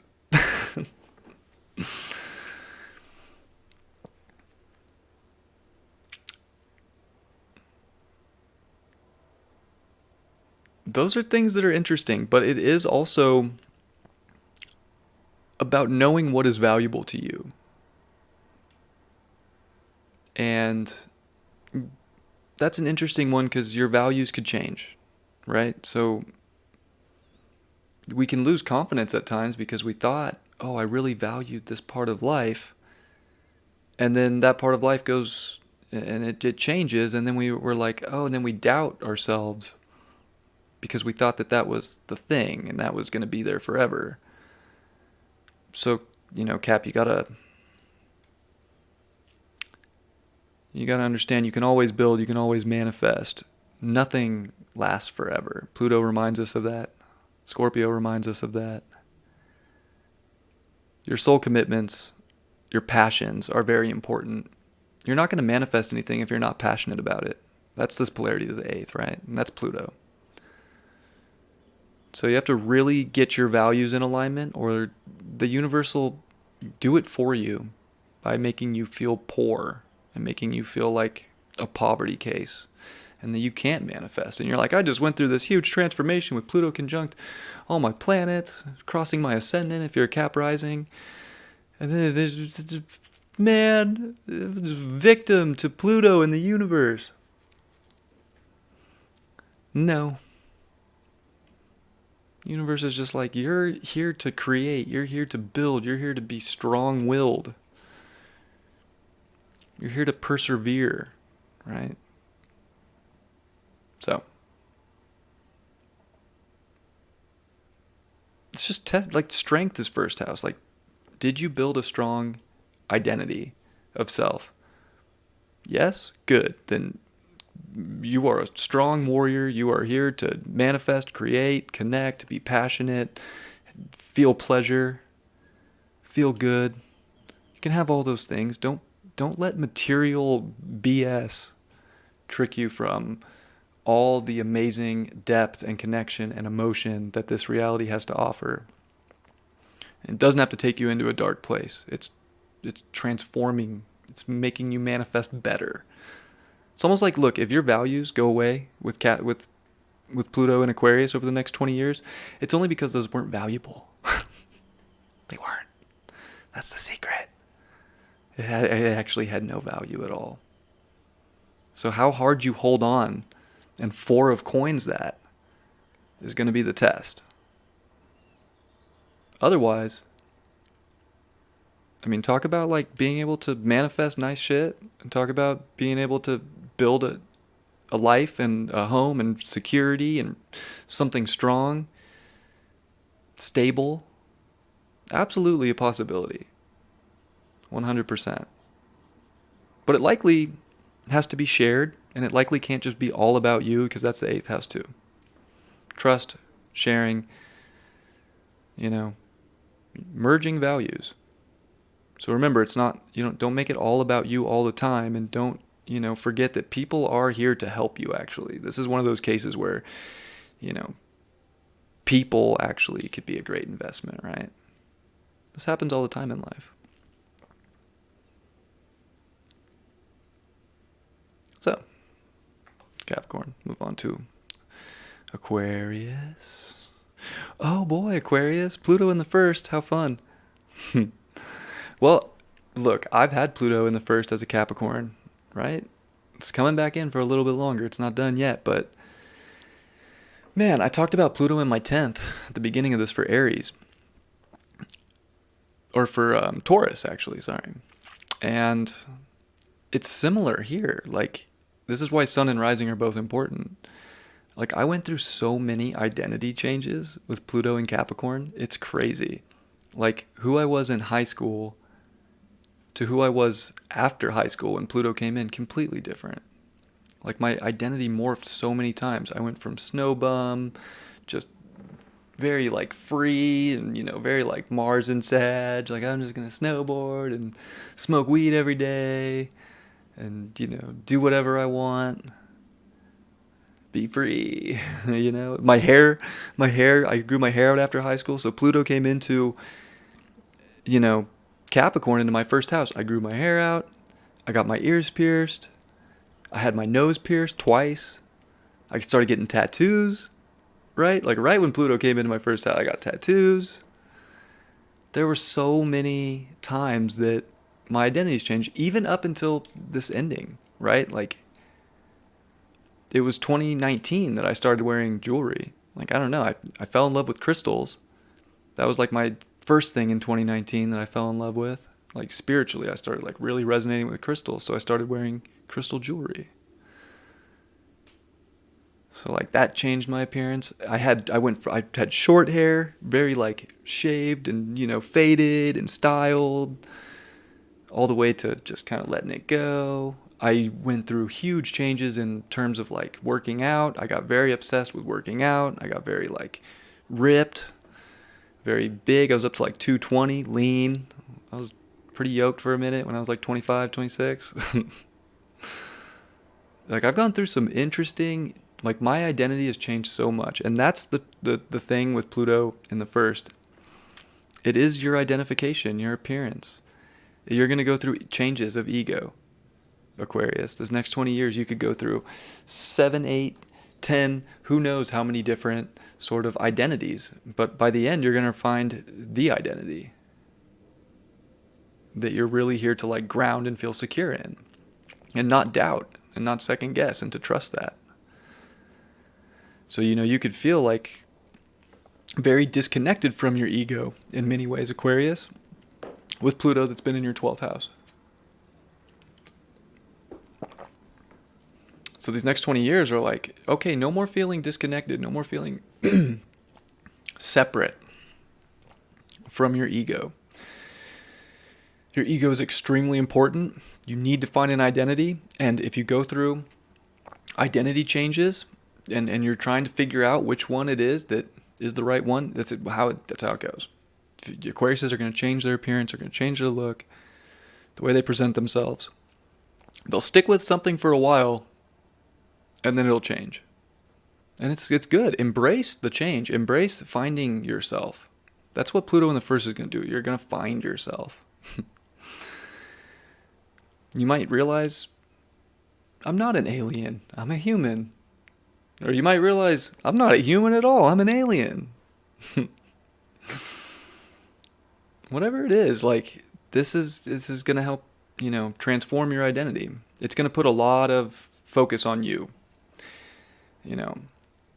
It'll be hard, relationships can be hard. It was something that I was also dealing with in my 20s too, right? Like I mentioned my 10th house stuff with my marriages and relationships, but, I was definitely focused on what I wanted to do. And it's hard to be in relationships, which is the polarity of that first house. It's hard to be in relationships when you are just focused kind of on yourself and what you're trying to do and your own identification of life, and you're not putting enough, sort of energy and effort into the other person or what they want to do. And, if you're just making it all about yourself, it's going to be hard. So I kind of did that in a work way, and then I tried my best, but God, I didn't have enough time, to really like give to my relationships, and that's probably why they failed. And so now looking back with Pluto in the first, it's like, oh yeah, You know, you are forming this identity. You are forming this ego. You are transforming your look, your way of presenting yourself, you know, finding power in yourself. But you have to be able to relate. You have to still like give people attention. You have to still, you know, balance things. It can't be all about yourself or you will be alienated. You will feel like an outcast. So especially for Aquarius, like this could be a time where like Aquariuses are really feeling like they don't belong. Because really they're going through they're going to go through these big identity ego deaths and ego changes. And hopefully this is like getting them into their most, you know, gosh, Aquarius, this could be your most innovative, powerful time to ever be who you are. I mean, it's going to change you. Don't get it twisted. Like I had Pluto cross over all my planets in Capricorn, and I can tell you, oh my God, I wouldn't change it for anything in the world. Not one experience with Pluto and Capricorn would I change. Thank God I had those experiences. I had some crazy experiences. 2 divorces, crazy car accidents, 1 really crazy car accident, multiple careers, multiple looks, appearances. I didn't really know who I was until Pluto came into my sign, crossed over my planets, and thank God for the first time in my life I can actually sit here on a camera and be like, I know who I am. Like I know my character, you know, really, the first time in my life. So be excited for this, Aquarius. It's a lot. It's going to transform you. It could almost kill you. I'm not saying that to scare you. Please don't be scared. Trust me, I didn't know when Pluto was on my Neptune and my Sun that some car was just going to hit me from behind and send me into a roll across the highway. It happened instantly. I didn't see it coming. It was 5 a.m, just boom, rolling. No control. Like, Pluto's wild. It really shows you where you don't have control, and then it shows you how to empower yourself and find where you do have control of life. But it's in that moment that you do have this ego death. You do have this surrender. It's going to change your whole outlook and identification on life and who you are at some point over the next 20 years. It's probably not going to be today or tomorrow. Maybe. But and you can't plan for it. You cannot be like, oh, Pluto's here. Your sun could be at 0 Aquarius. It could be at 1 Aquarius. And if you think the moment that Pluto just touches your sun that you're going to have something crazy happen to you, maybe you might not. Especially with Aquarius for you. Like you think you could, it's way too unpredictable, and Pluto has power that we cannot even fully see. And you know what? We wouldn't feel powerless if we actually knew, yeah, this day, this moment, something's going to happen. It has to be shocking. It has to be, crazy. It has to be that way. So, look, don't worry about it. You are going to come out on the other side so glad it happened. And this is making you a warrior. This is making you strong. This is building strength, character, identity. You are about to be the most real and authentic Aquarius ever that you've ever been in your entire life. And you're probably like, oh, shut up, Brian. I'm fucking real. You probably are real. I'm not saying you're not, but I'm saying there's an evolution taking place here that you've never experienced before. And look, I can only tell you from experience with 5 planets in Capricorn, Pluto will change your life in the first house on your planets. It's wild. And again, I wouldn't change it for the world, thank God. I feel so lucky that I had Pluto cross my planets. Thank you, Lord. Thank you, God, seriously. I've never felt more like I know who I am. So please, Aquarius, by all means, be excited for the next 20 years. You are going to find power in your identity, in your ego, in yourself. You are going to commit to yourself in ways you've never done before. Don't forget about others. Commit to relationships too. Give others attention. listen to other people, balance, don't be so one way. But damn. I'm excited to see how Aquariuses show up over the next 20 years. They're going to, right? I mean, if everybody's all excited about the age of Aquarius, then Pluto coming into Aquarius on all these Aquarius' suns and Mercuries and Venuses,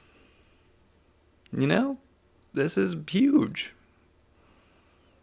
This is going to bring way showers, future innovators, really to the forefront and bring on what that age of Aquarius could possibly be. Now look, I'll be honest with you, I've done the astrology. The age of Aquarius with the precession of the equinox isn't until 2500, but there's a reason it's so much in our collective consciousness now, because we who do see that there's a big change and we're on a giant cusp are the way showers for that. And Aquarius is, you're here to lead the way, and that's first house. It's leader. You're finding out how powerful and how much of a leader you are. This could break you down and make you feel like you're nothing. Make you feel like everything you thought you were died. Because it did. You're something completely different. And then that's your empowering self, that you came here in this special uniqueness that nobody's even seen yet, that you haven't even seen yet. And I'm so stoked for you, and I just hope that you're not scared of this, because it's not worth being scared of at all. You'll live through it, and you'll be like, again, thank God. I don't know why I threw that.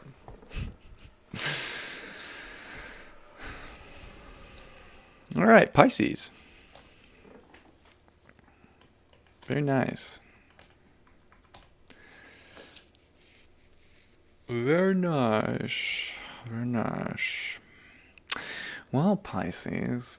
So again, kind of like Virgo, right? Like Virgo's got Pluto in the 6th. Pisces, you got Pluto in the 12th now. You are 12th house energy. So this is going to go a couple different ways for Pisces. This is going to go a couple different ways for Pisces. This is going to be Pisces, just the next 20 years. They are going to just step into that mysticism. They're going to step into their channel, to their godlike energy. But not in again, this is not in a egocentric way. This is just really escaping into everything is one, everything is connected, everything is intertwined in this beautiful, harmonious, conscious way. And I don't know, Pisces might legitimately, like the Mayans, just float away. Maybe. There's going to be a lot of enlightenment, but, this can bring a lot of chaos too. Look, Pisces is the sign of chaos. Chaos, order.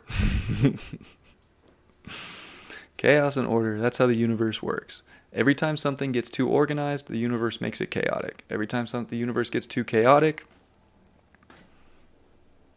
well, the universe brings order to that. So,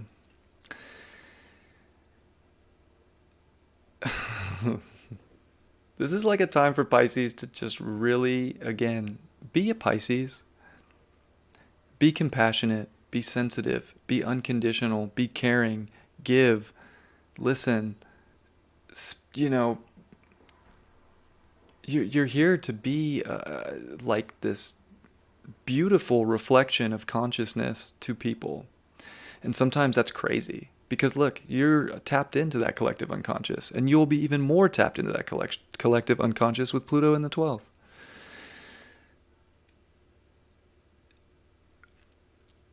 For the Pisces that are already very spiritually awake, I just think that a lot of them are going to be profound spiritual healers. Profound. Psychics, mediums, whatever.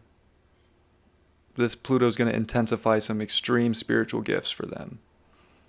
But it's also, for every Pisces, no matter where you are at in your evolution, or whatever consciousness you may be at. It really doesn't matter. And trust me, I'm not judging. I'm not no enlightened being, okay? I'm just a dude who likes to do astrology, okay? A lot. I will never say that I'm more, better, or anything. So don't take that personally. But for some, this is going to be the biggest test of letting go of patterns and understanding that you have no boundaries and you let too much in. And this energy tries to take advantage of you and manipulate you, and you can be scared. You know, the 12th house can be this immense, like, unconscious fear that sometimes is conscious. And it's about getting out of that cycle. It's about bringing order to your chaos. Look, I love that Pisces is chaos. Chaos is fun, right? Remember, Jupiter rules Pisces too. Jupiter, like, it is fun. When things are just too mundane, they're boring. Like, it's cool to get a little crazy, to go a little wild, to let go. But there's certain things that are too habitual for Pisces that are just based around too much chaos or not being in reality. Those are the things that are going to, over the next 20 years, get resolved. And the resolution is going to be very strange with Pluto in the 12th. It's going to feel like the resolution is on the other side of a cliff, and you have to jump off that cliff to get to your resolution. And it's almost like you can look off the cliff and be like, oh yeah, there's the solution to my problem right there. But damn, that's a scary drop to get there. Or you can turn around and be like, well, there's all my old problems. There's all my old baggage. There's my garbage can. There's my dumpster fire.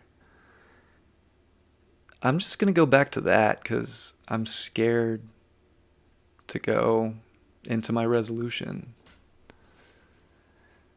And again, this is 20 years, so I don't know. It's not something you're going to feel every day, right, Pisces? But at the same time, you will feel very intensely. You're going to have just spiritual knowledge being dropped to you. Like, God is trying to come through in a profound way here to help you dissolve the trash.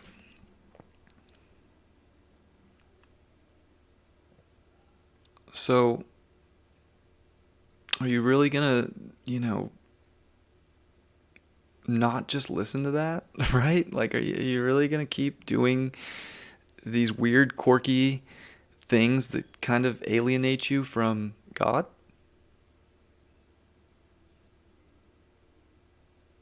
Or just listen to God, because God has all the answers for you. And if you don't, like, look, really crazy things can happen with Pluto in the 12th. It can feel like, talk about martyrdom. I mentioned it a little bit with the 6th house, but again, it comes to the 12th house too. Like, talk about martyrdom, like feeling like a victim to God, like a victim to the universe. This is where, if you don't take a time out and bring order to chaotic situations in your life, and you think you can just keep willy-nilly in life on some fantasy that you've created, the universe will put you on timeout. It'll put you on timeout. In a psych ward, a hospital, a jail, an injury, something. It could put you on timeout, right? So this is like 20 years, Pisces. Again, for you to just give yourself a timeout would be huge. You would find the resolution. That's actually like you jumping off that cliff that you're scared of, is to like sit with yourself and your intuition and bring some order to things that you know are self-undoing, or people or groups that are self-undoing. It is Aquarius, is your 12th house. Some crazy, radical, chaotic, situations that don't need to be that way. Like, what are you doing that for? So it's a time of like big, like, spiritual integrity and big spiritual growth.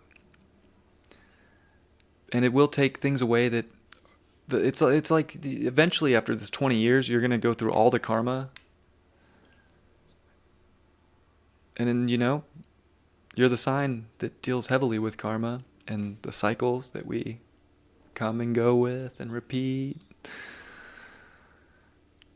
So, how can you deal with that, right? How can you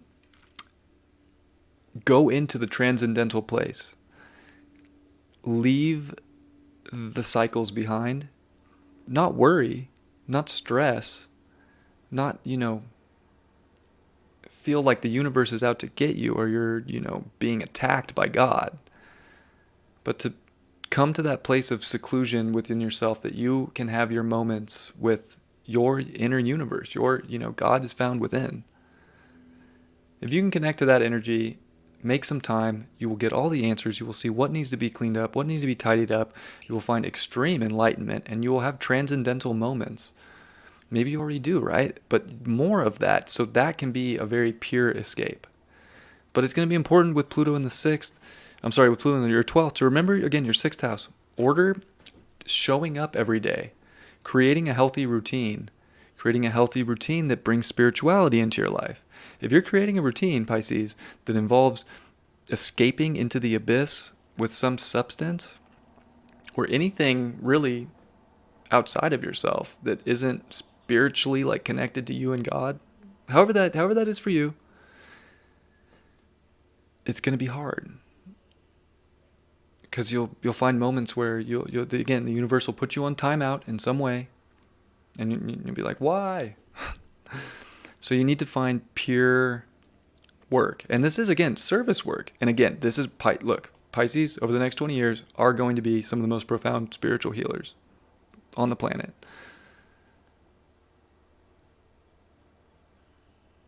So it's going to be quite the 20 years. You're going to see, this can be some extreme delusional energy, all the way to that delusion transforming into clarity, transforming into the true spiritual self, understanding that God has purpose for you, that you have purpose, that you're here to provide service, that you're here to, find order in chaos, that it's okay to go through chaotic situations too, that as long as you have faith, you will prosper, you will do so well. Pluto will test your faith in the 12th. There'll be time, look, that's life, right? There'll be time in the next 20 years where you're legitimately I don't know if God exists, or you'll question your faith. Don't. There's nothing to question. There's nothing to worry about. Your faith is your ticket. And if God comes into your life and tells you to jump, to go get something that you know is better, please, Pisces, just listen to God.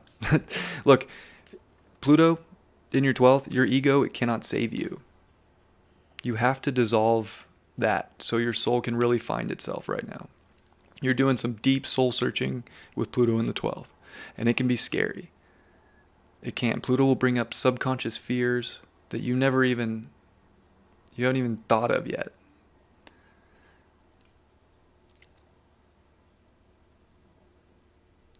It'll also bring extremely profound visitations from ancestors or beings, or you'll have dreams that they'll blow your mind. You're gonna have some profound dreams. So please, again, it's not worth being scared of. It's just worth knowing. It's trying to have you dissolve things that have no purpose on your mission here. The karma has been resolved, but it's we want to keep looping things. So it's why do you keep doing this? You're done with that. That's it's going to be a long 20 years of completely resolving your karma, which honestly, by the 20 years, Pisces will be the most enlightened beings on the face of the earth. Pisces is the sign that rules spirituality, enlightenment, consciousness. So to have Pluto go through your 12th house, it's actually extremely special for you, Pisces. And I'm telling you, as long as you can find order in the chaos in your life, and you can commit yourself and provide service and show up and be in reality. Take part. Don't escape just to escape reality. Be a part of reality. Show up. But find your transcendental moments. Take your own timeouts from life. Don't make the universe put you on timeout because you're not willing to take a minute to go inside. And to really make that a part of the day-to-day. And to pay attention to your health. Pay attention to your boundaries. You know, Pluto's going to show you, yeah, guess what, Pisces? You have zero boundaries. You're wide open and you're vulnerable and you're susceptible to attack. So have boundaries too. Be smart and analytical and make good decisions for yourself right now. And don't just let anything in. And right, the 12th house, as you know, many know, is the house of hidden enemies. You know, a lot of people talk about that. It's not my go-to, way to talk about the 12th, but it is. It's the house of hidden enemies. Who cares, Pisces? If people are attacking you, or if people are being your enemy, it is none of your business. It does not matter. This is a subconscious fear. Aquarius, people. You are here to build a strong relationship with God and of service to God. And I know that sucks for some Pisces, right? You're like, well, I want to, no, I'm sorry. Your mission is your faith.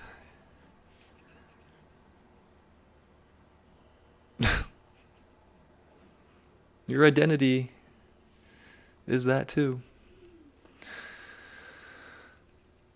So please, don't worry if people are judging you or they think that you're crazy or they want you to go out and do something stupid with them and you're like, no, I'm actually just going to not do that. I feel like that's bad for me and I'm going to create a boundary because I actually feel this way and I'm not going to let you persuade me and take me when you're not taking me. I think that's important, Pisces. This is really like your biggest spiritual maturity test. And yeah, if you don't create boundaries, you will be susceptible. Like you will feel people talk about you. You will feel, even if nobody's talking about you, you will make up a story that people are talking about you, and you will trip yourself out, and you'll go into a psychosis. So please, don't worry about people. It doesn't matter. You're here really right now to find your connection to something much bigger. Your dreams, your magic. It's all within you and your connection. And I'm telling you, this Pluto in your 12th will get you to that connection in ways that you think you've had profound experiences with God. Just wait. So for some Pisces, I think that they're absolutely going to love this. I think they're absolutely going to love this because they're not scared of their subconscious. They understand we're human. We all go through cycles, loops. We all get stuck. We all have karma. But some Pisces are just done. They're ready to just merge with God. They're ready to be one with Source. That's why Pisces is the godliest sign.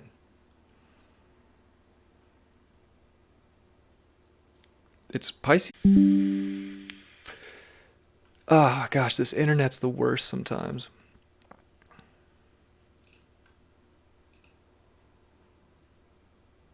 All right, well, that's at least I got to Pisces and it's still going. But yeah, sketch. I don't know why it does this to me. We pay for like pretty good internet too, like the best we can get. I don't know.